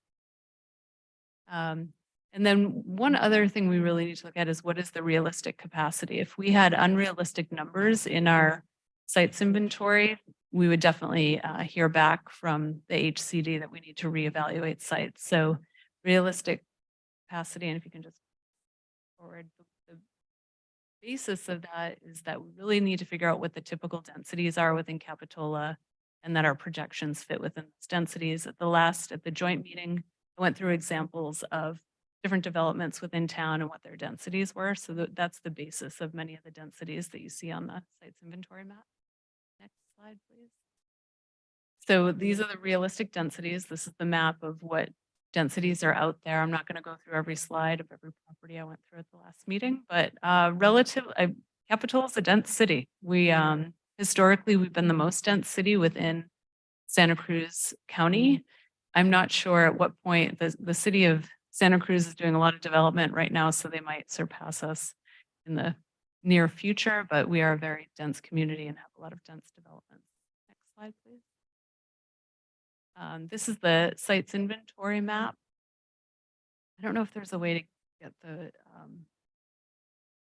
well, on the top it would say this is the sites inventory map, and it looks at some of the calculations within Capitola. Thank you. We got comments back during the joint meeting of Planning Commission and City Council, and if you can go next slide.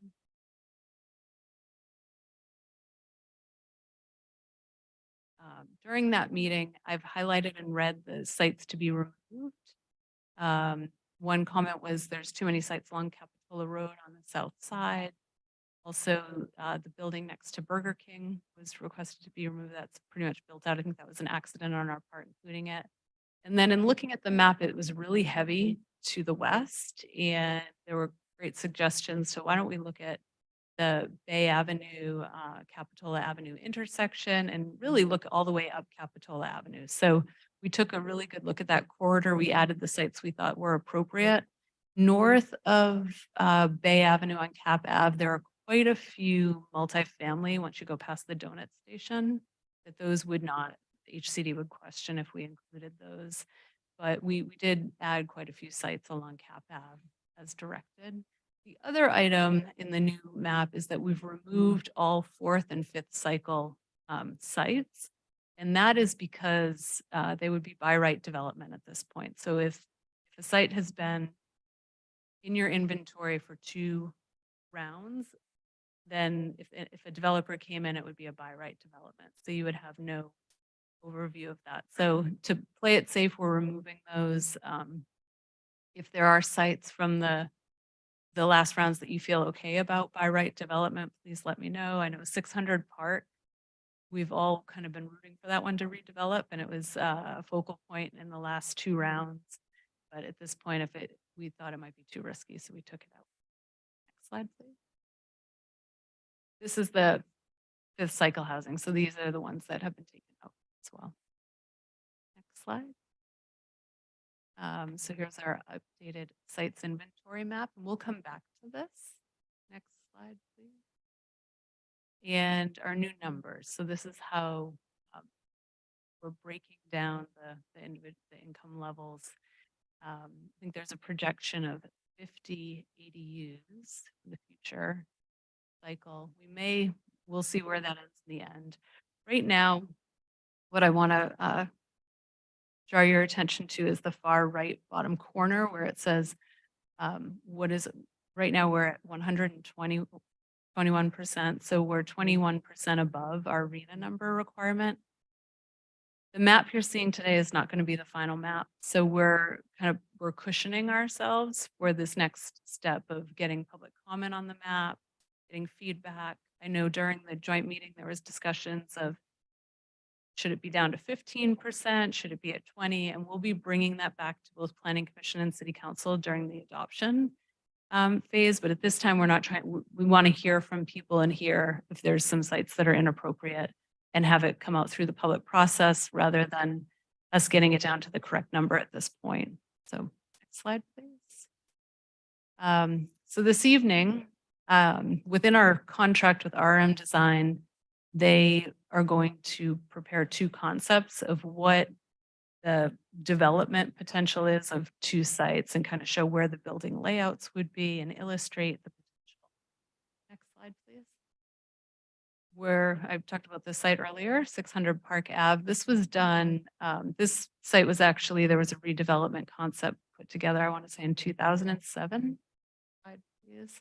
It was done by MidPenn, and I apologize that they flipped the image. It's not north-south, but this is Park Avenue, this 600 Park Avenue. I just wanted to give you an idea of what what you should expect. So this is showing at that time when MidPenn did a study on this, they were almost doubling the units out there with a new layout. And that was I think they had a phased approach. I think there are multiple iterations of what could have been done here, but this is just for illustrative purposes tonight to just show you what to expect from RRM. Next slide, please. So we're back to the map. I want to comment on one item. We had some public comments that were submitted and asking about a few of the sites that were included in the map. So I just want to clarify those points, and then I thought we could go out for public hearing and then come back and discuss this slide and where you'd like to see possible sites.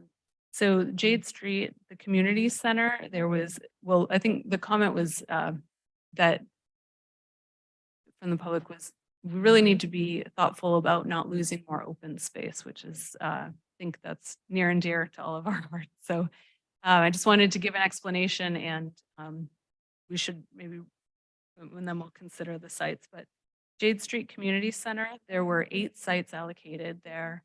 And it was really, to be clear, maybe if we were to include this site in the inventory, we should probably have a drawing included, because it was for the area right behind the preschool to allow for teacher housing. So it was that was the concept. It was not to be on the soccer fields or on the parks, but that's hard to decipher when you're looking at a map like this. So that was the idea. There was up to 8 units, and directly, it's kind of a gravel lot right behind the preschool. The second one was the Waterwise demonstration garden, where Capitola Road comes to Wharf Road. And actually that site on the map is meant for Shadowbrook parking lot. There's the second parking lot to Shadowbrook. And we were thinking employee housing or just some type of, affordable housing on that site, not to at all impact the water-wise demonstration gardens. That wouldn't be there. The other one was the senior center garden, the parking area or open space is what we were thinking there. The senior center has quite a bit of space, and so it could possibly be a few. We were just thinking it'd be nice to have a couple senior housing units on that site if they wanted. But it definitely, I actually had them change the note to say open space because it's definitely not meant to be right on their gardens. So I think that was misleading how we had the first map identifying the gardens. And it just gives that opportunity for some senior housing there, but it would be vertical maybe over the lots. And the last one, the mini park at Monterey Avenue, Bay Avenue, and that's the area that's in front of the produce sales and the Fish Lady. Right. And that is part of a commercial property. It's not an official park. So I just wanted to clarify those sites in the thought process, but there was definitely in considering all of these, I think we could do a better job of outlining exactly what the where if we were to include these, because I think it is important to save our open space. And with that, do you have any questions before we go to public hearing? I don't. Does anyone have any questions before we open to the public? The space out in front of the Fish Lady, that's not included. Well, that parcel is included, so that space is included. But I think if there are concerns about that, we could get a little more specific. Right, that is a commercial piece of property. Yeah. That they use for commercial purposes at times as part of It's just their that, fish market. yeah, and then like the Christmas tree Right, farm. right. Pumpkins. Just would seem like something like that thing. It's such a vibrant street corner. But yeah, I get it. I mean, it was a gas station. Yeah, I understand. I grew up with it, so it's like a thing, you see it all the time. Imagine building. All right, we're going to open the housing element discussion, open the public hearing. If there's anyone here who would like to make any comments, please come to the podium. If you would like your name included in the minutes, you can sign in. And the new trick is you now have to turn on the microphone to be able to talk into it. There's a little button at the bottom, so you get a bright green light. I'm Paula Bradley, and it sounds like it's on. It does have a green light. Thank you for clarifying about some of the sites where the open space and parks are. That's really helpful. And I just have a few questions, so I don't know if they can be answered here or at a later time, but I'll go ahead and just tell you. Why what don't you my ask them questions and we'll see if we can answer Okay, them now yeah, or I'll just later. throw them out there, see what happens. So I would like a little more clarification on the inventory where there's congregational sites. I didn't know if that meant housing on their parking lot or, Okay. above the church. I have no idea what that meant. There's the one-story apartments on 44th Avenue. I was wondering what the idea is. That's the site identified as 50% open space. It's kind of a park-like open apartment area. And I was just curious if that had to do with the previous state legislation adding that units could be added to multifamily properties. So just curious about that. And then I'd also like to know what measures Capitola is taking to ensure some of these sites would actually be employee or teacher housing. So I know they're identified as that on the inventory, but how could that actually happen that those sites would be that? Are there any in lieu fees or something that the city has? I'd just like to hear about that. Thank you. Thank you. And I believe that we can answer all three of your questions pretty briefly. If you want to go Yep. ahead and do that, Katie. Yeah, so congregational sites, there's new state legislation around this that you can utilize, churches can utilize up to 50% of their parking lots for housing. We are being very conservative on those sites. We don't think 50% is where we want to go, but all of the congregations with sites within Capitola, we are suggesting a smaller amount. And on 44th Avenue, there is a really nice single-story apartment complex. And we did a tour there with our contract with RRM and Veronica, and there's just a lot of open space there. And in particular, there's some space towards the back that wouldn't be that disruptive to the whole layout. So we were considering that site, but that you still keep that whole open space feel there. So again, just adding a small amount to that site and not, so leaving everything else in place and allowing for another building was the thought there. And then employee or teacher housing. This is something actually that our planning commission has been really focused on.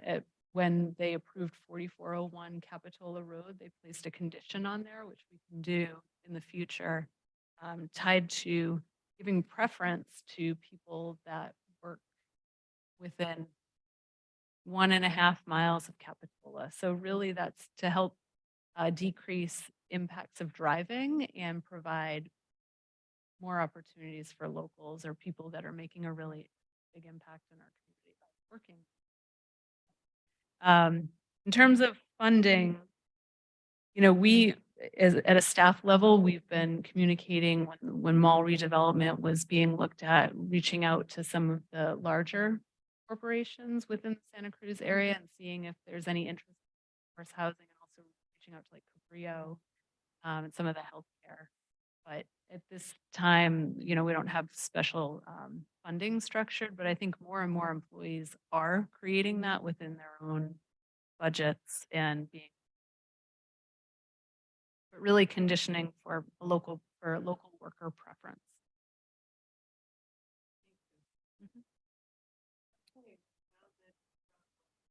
Sorry to interrupt. We do have a participant on Zoom. Good evening, Commission and staff. Thank you for the time to speak. This is Ryan Meckel with Santa Cruz EMB. I just want to thank staff and the consultants for all their time spent on this. I'm really looking forward to reading the full draft housing element when that comes out. I did have a few questions. If you'd answer them, I would super appreciate it. I know that's not always possible. Firstly, just a comment on the consolidated sites notation on the site inventory. I assume that when you group those together, those mean that each of those parcels has the same owner. Is that the case? Another question with regards to the parcel near New Brighton. Is that a parcel that the city owns, or is that part of the state beach? I know the city of Santa Cruz initially included some sites that were owned by the state, but since they don't have land use authority over them, they removed them from their list as well. If that's owned by the state, is there interest in development there? And thirdly, just with the comment with regards to the school and congregational sites, is the city relying solely on the state bills to get those densities to a point where they're developable, or will there be a program or policy in the housing elements to consider rezoning those sites for higher density so that they can be built on? Thank you.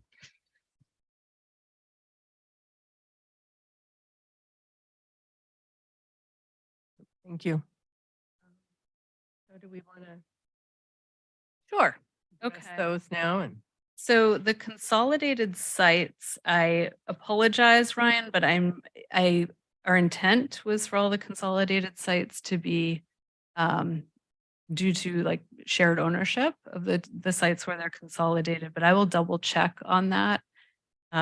So I apologize. I'm gonna hold off on for now. The New Brighton site, I've been in touch with state parks and kind of pushing for this site. I think, and we also included the Department of Motor Vehicles site, which is also owned by the state. It's really a request of they own a very large portion of Capitola within the New Brighton State Park. There's also a great need, I think, within their own employees to have employee housing, and so that is state owned. It's accessed off of McGregor, and it's next to our skate park. And we thought that if there's a place, we definitely don't want to take away from open space, but that site it's kind of steep and accessed separately from the park and maybe an ideal location. And so in talking with them, they're continuing to pass me on to other people. So I'm not quite sure how to answer, are they interested in development, but I'm trying to get them there. Because we do need them to show interest in order for that site to be included in the final map. It would be removed from by HCD. And in terms of schools and congregational sites, we at this point, one of the action items that will come out within our housing element update is to look at, right now it's being driven by state law, but to incorporate state law into our zoning code. So it's not quite a rezone, but it's acknowledging what the allowance is under state law and putting that like as an overlay or just special requirements for congregational sites. So we will be, an outcome of that will be to update our zoning within a year, I think is how we've worded it. So I hope that answers your questions this evening. Thank you. Anyone else? Thanks for reminding me again about the Zoom because I do forget. So we'll close the public hearing and bring it back to the commission. And do you want to go over the sites, the 5 sites, and then we discuss them, or how would you like to handle that? Sure, let's, and I had to remove the Clare Street sites because they were in the 5th and 6th cycle. So Okay. I thought that was an accident that they got removed, and then I was, let me just. So if we go to the next slide, please. The first site I'd like to talk about is, this is on 38th Avenue. It's the bouldering gym site. It's 1404 38th Avenue. It's almost it's 1.4 acres in size. It's owned by the Au family, and they do have interest in redeveloping this site in the future. When I did my tour around with our consultants, they thought this was a terrific site to look at, not to get rid of the Agility Builders site, but to kind of build things around it possibly and build it out. So lots of land area there, and there's not that large of a building in it. So that's one site. Next slide, please. The second one is 1430 41st Ave. This is the previous Outdoor World. It's 1.09 acres. I've had several phone calls with the property owner here or the property manager over the years of, we just cannot fill this site. They're having a really hard time re-tenanting that space. They also have been in contact with me about the site's inventory and interest in possible redevelopment. And so this is another one we could look at. And again, it would be keeping the 2 other sites that are occupied, commercial sites, and then possibly doing a redevelopment at the back of the lot. Next slide, please. And lastly, this is 4450 Capitola Road. It's a single-story office building on the corner of Capitola Road and 45th Avenue. Again, it's single story. The one next to it is 2 stories, so we took that out of the inventory. So there's, with a single story building, this is one we could also look at to go vertical. And I'm not sure what RM would decide on this one, but another site, and it is just over an acre. In picking a site, it'd be great to get one that is larger, to be at least an acre, but at a minimum a half acre for compliance with state. So this is not a requirement of a housing element update, but it's a really good practice so that to be able to visualize what future build out could look like. And I'd love to hear any new sites that you're interested in as well. The one new site that I think we should find out about is, it's my understanding that, now I'm forgetting the name of the grocery store, that's going to, New Leaf is going to move into where the old Lucky store was. And so it seems that that building at the back of the New Leaf, where New Leaf is located, is pretty similar to the Outdoor World building.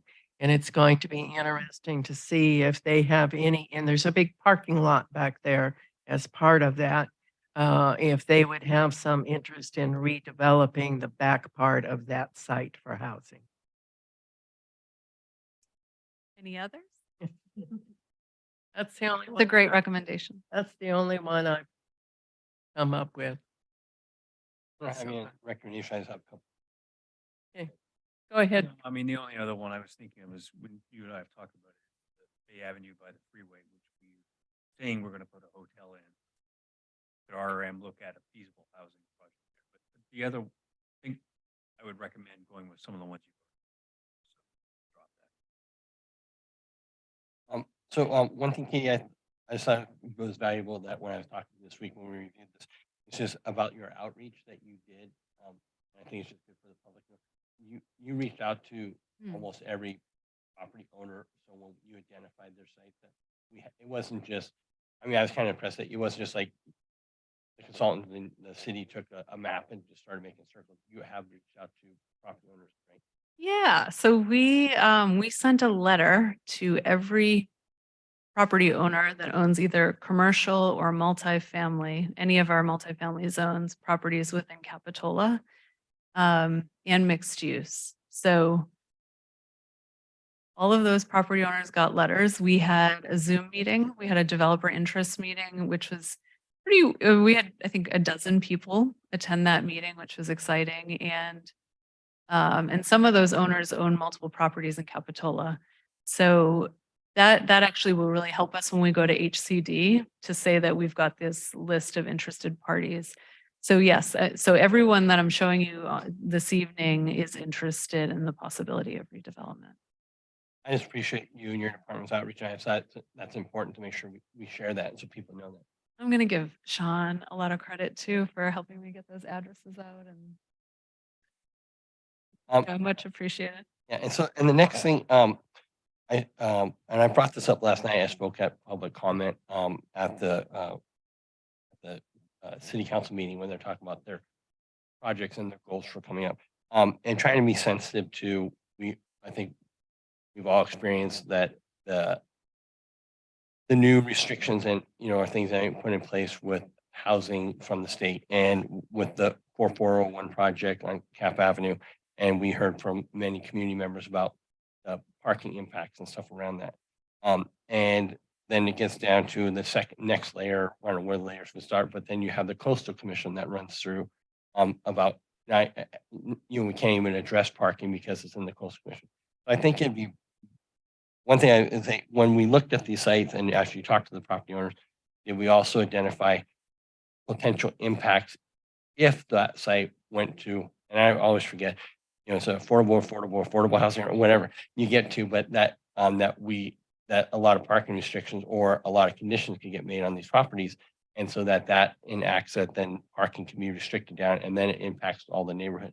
So with that, it'd be very helpful, I think, on the next time we see a map, could we see the line that would come across the city that shows the coastal commission impact or where they have jurisdiction so that when we look at it, we can be sensitive to that issue. Like, oh, if that is a site that gets developed heavily and then it went to the affordable, now there could be a potential lot of impact in the neighborhood. And that'd be just, I think, an outreach for the community to know that we're looking at that. And then the next part to that, I encourage that last night, I asked the council to look at maybe reenacting the traffic commission again. It's an infamous name that I think goes back many years, but I thought it'd be good as this housing element gets developed and gets approved, that the traffic commission maybe takes a proactive role and starts to look at parking impacts that potentially can happen in these neighborhoods before they're developed. And so, there's a plan of action, or maybe there's some changes, or, some money can be budgeted by the council at that level, to identify some of those things before. I know there's a tight timeline when a certain type of project comes in that the city has to scramble just for approval. And maybe we don't have time to address the parking. So just going back to my request, just to see that line coming through that we don't have any abilities to address parking or we do? Yes, we can add that. And if possibly we can add it before it gets published. Thank you. Any other comments or before we start talking about sites? Just one thing on the, you go to the chart where we're showing in the public outreach meetings we're gonna have, so I think we have it, it's in the package. You know, what, can we go to the, I have a slide on You wanna talk about that later then? the next steps and what the public outreach is. Yeah, let's go. You know, I apologize. I should have said this before we went to public hearing, but the public review draft in the staff report I wrote the 8th, we are going to publish it on the 10th. Just so that we can do a full review again before it gets published. Community workshop will be May 16th. So I will be getting notification out. I'll try to do that tomorrow or Monday.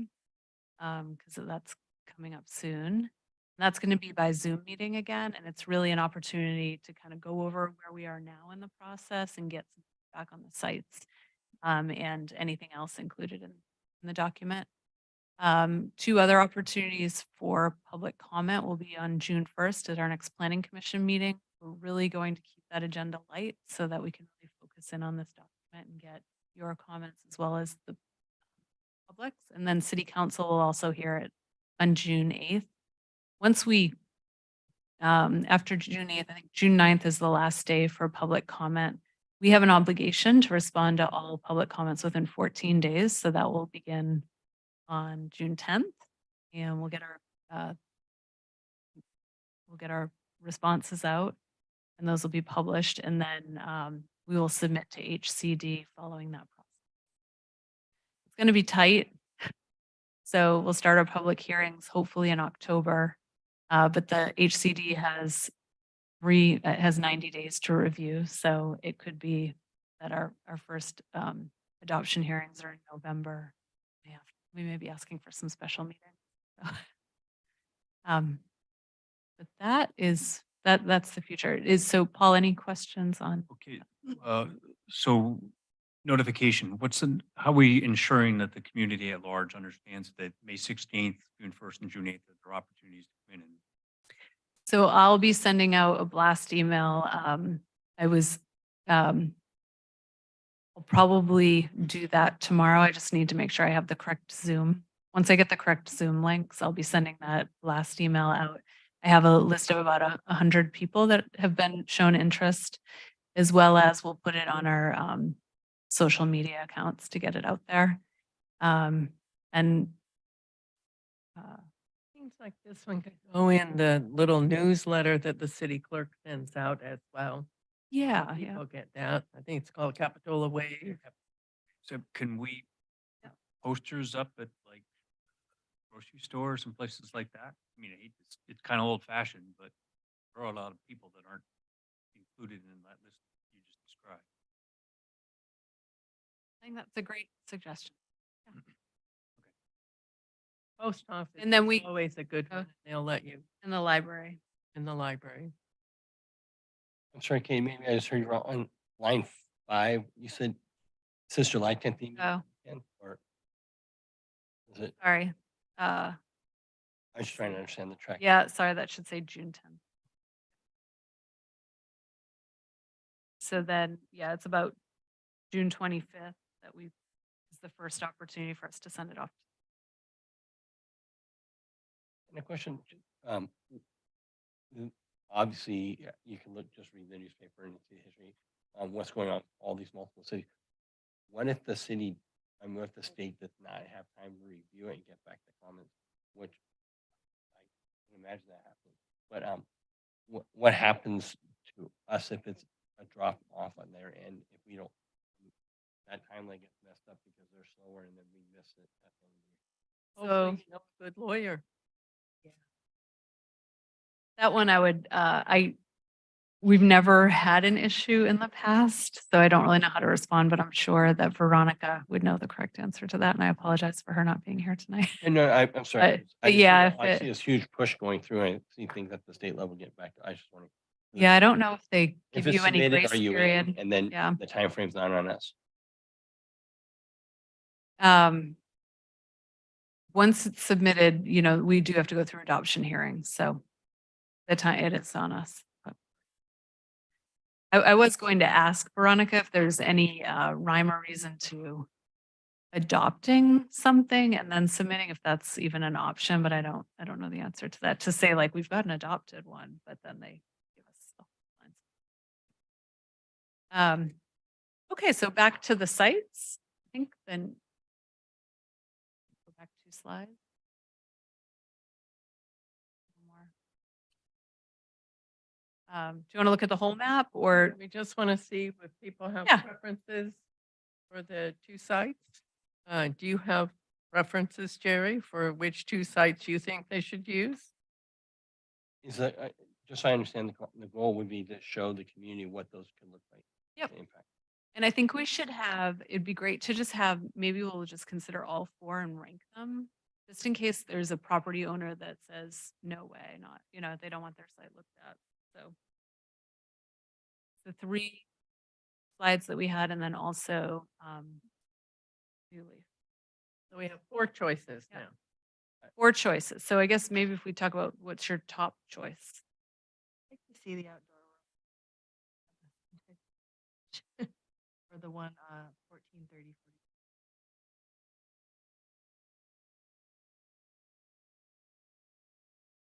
Okay, or the climbing. 38, is that what you said? 41st. Oh. It's the, I think it's the outdoor building. It's the Yeah. outline that- Okay.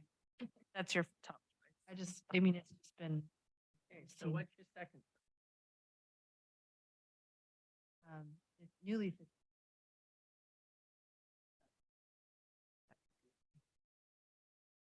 But that's not on this list. No, but did you say that was part of our 4 choice?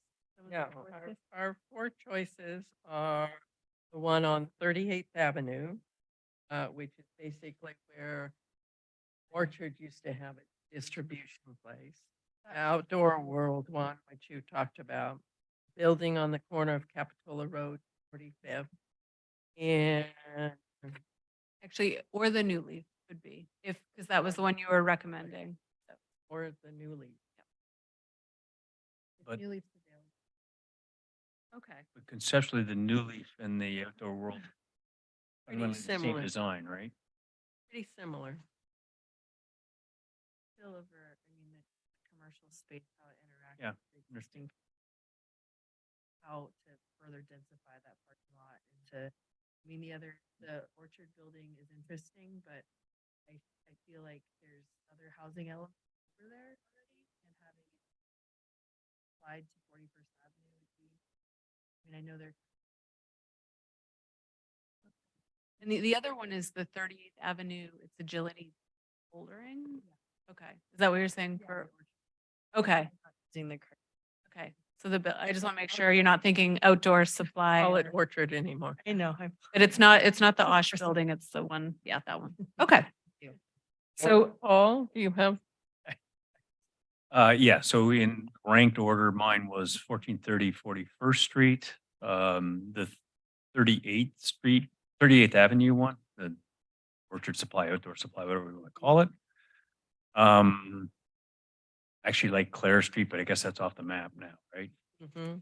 And I would be curious about 4450 Capitola Road, but that landlord wasn't real happy with us on our approval of 4401 Capitola Road, so I may be I think the inconceivable to think of landlord that. Wasn't happy with us as the building next door where AAA. You don't own both of them, I thought. no. No, there's in separate ownership. Okay, so let's do that one. So outdoor world, 38th, and then Yeah. 4450. My first one was the Outdoor World. My second one is the 45th one. And just from the standpoint, it'd be neat to see that design. And if that was overlaid with what is going to go in at 4401, I think it gives the community a good aspect or a good feel for what potentially could happen as development happens in Capitola. And we already know what one large development is, want to call it large, at 4401. And so the 45th. That's why I thought it was important because that's probably the only unique site that we see high density kind of together. And then the third one was the 38th, and then number 4 would be New Leaf. So my number 1 is going to be Outdoor World as well. I think that that's a good one. I actually agreed with Jerry. I picked the 4450 Capitola Road, partly because we've heard so many complaints from that neighborhood about the impact of high density housing. And so I think we need to really show what it is. And then 38th Avenue and then New Leaf. Well, Outdoor World rose to the top. And it looks like we have, in second place, New Leaf 38th and 2 for 4450 Capitola Road. So 4450 Cap Road would. And I have to say, for me, on the second down choices, I'm really flexible on that. And I think Yeah, Yeah, I think, now I understand the 4450 Capitol. I would do that second, just to see what that looks like from a parking standpoint, because that'll be. so. We have a first and a second. Okay, and then I'm hearing the third would be 38th. Okay, wonderful. Thank you. Okay, I think that concludes my presentation to you this evening, and I appreciate the direction. All right. So at this point, we will move on our agenda. And do we have a director's report? You do. So with the director's report tonight, the first thing is kind of exciting. We've had a rush of ADU applications. So since October 1st of last year, we have 14 new ADU applications. So tonight you saw one because it had the second story and it's required to come to Planning Commission. When we did our housing numbers, our numbers were kind of low for last year for added units. I think the total number was 7 throughout the city. And but since October 1st of last year, we're now at 14 new ADUs. So staff has been very busy because there's a 30-day required turnaround time on those. So, and it goes through planning and building at the same time. So you're going to see a lot of new ADUs within Capitola. I also, big announcement is our first SB9 application has been submitted. It's for 204 Hollister Avenue. And we'll bring you an overview of that once we have more information, because I think it's really interesting to see how that's progressing and coming along. But right now they're going through site planning. One where they have the little units now. The little units now. Yep. So the property, when you're looking at the property, I believe it's the property to the left or the right, and to keep 2 of the units or 3 and incorporate new units as well. So, which is interesting. It used to be a mobile home park. Yeah. Yeah. Or a mobile, I'm not. So then also, wanted to let you know that dining decks. So we have the prototype dining decks. We had our first official approval at the building department, and that's for Britannia Arms. They're slowly coming in, but because of the storm, I think a lot of the businesses aren't quite on track as where they thought they would be.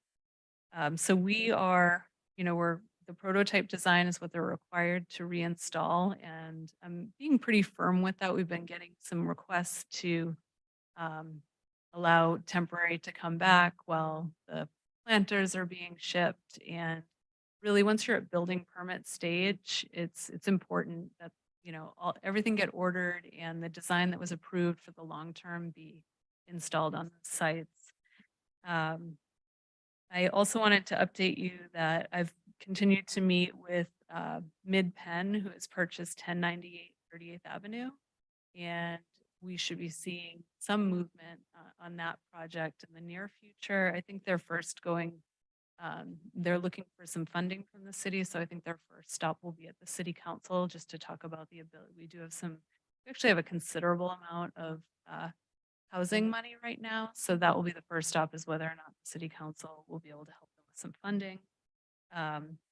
There's been an update to our minutes, that you might have noticed back in January and February, we kept out the conditions and findings.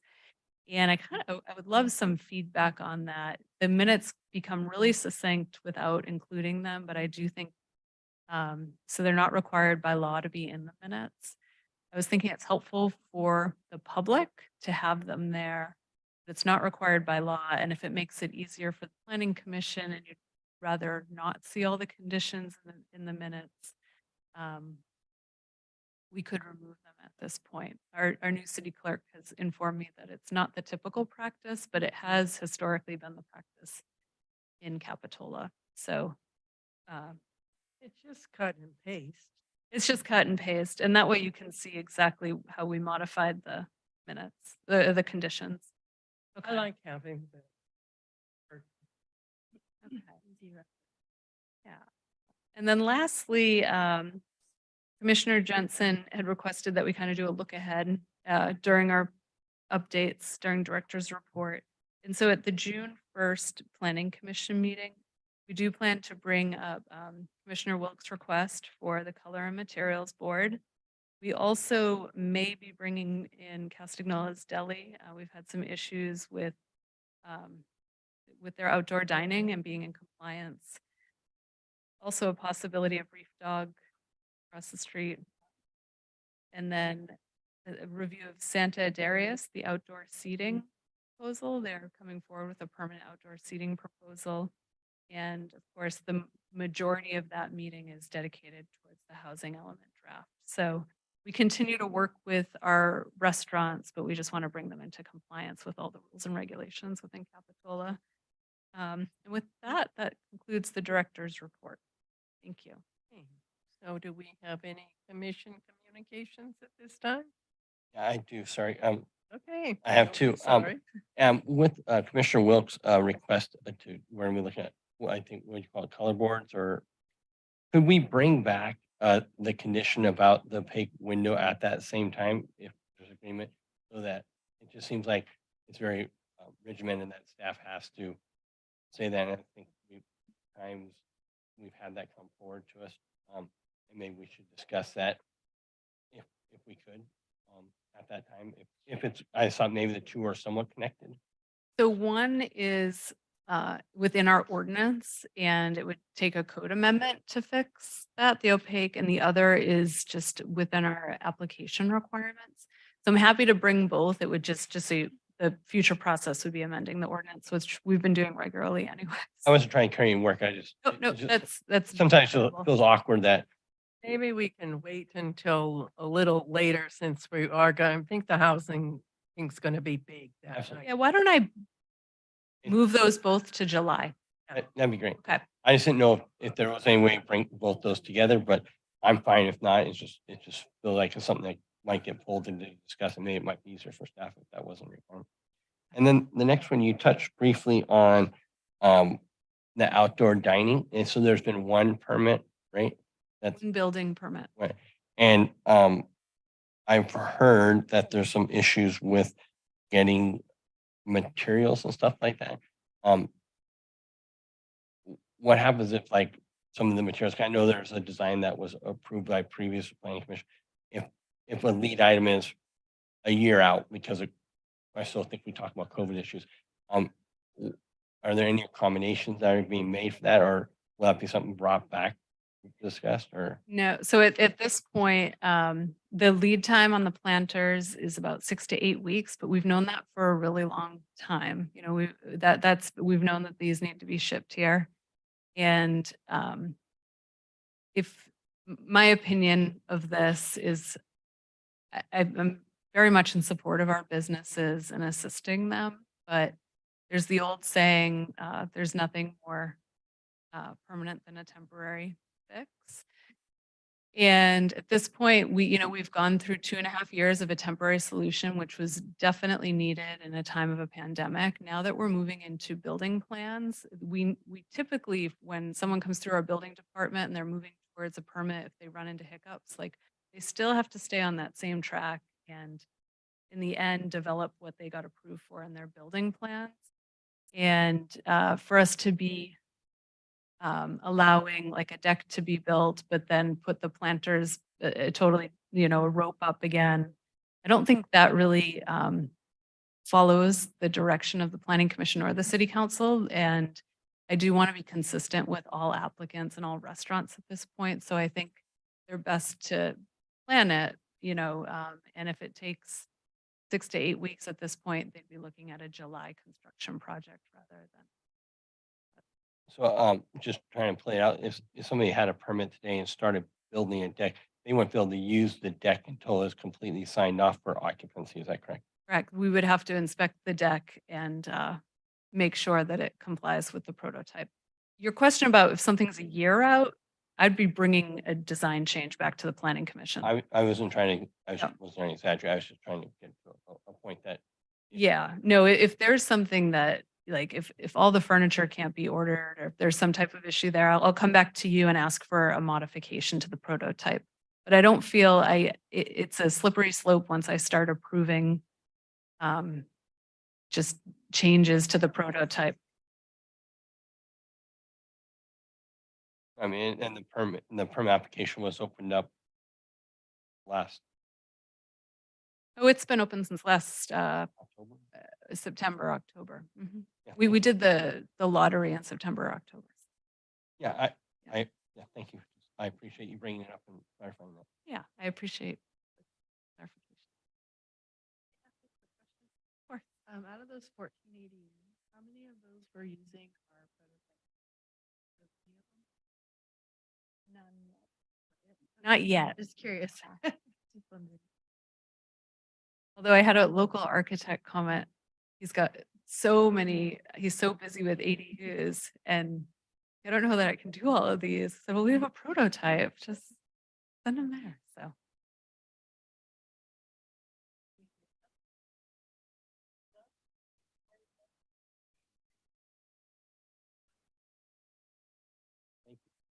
Thank you.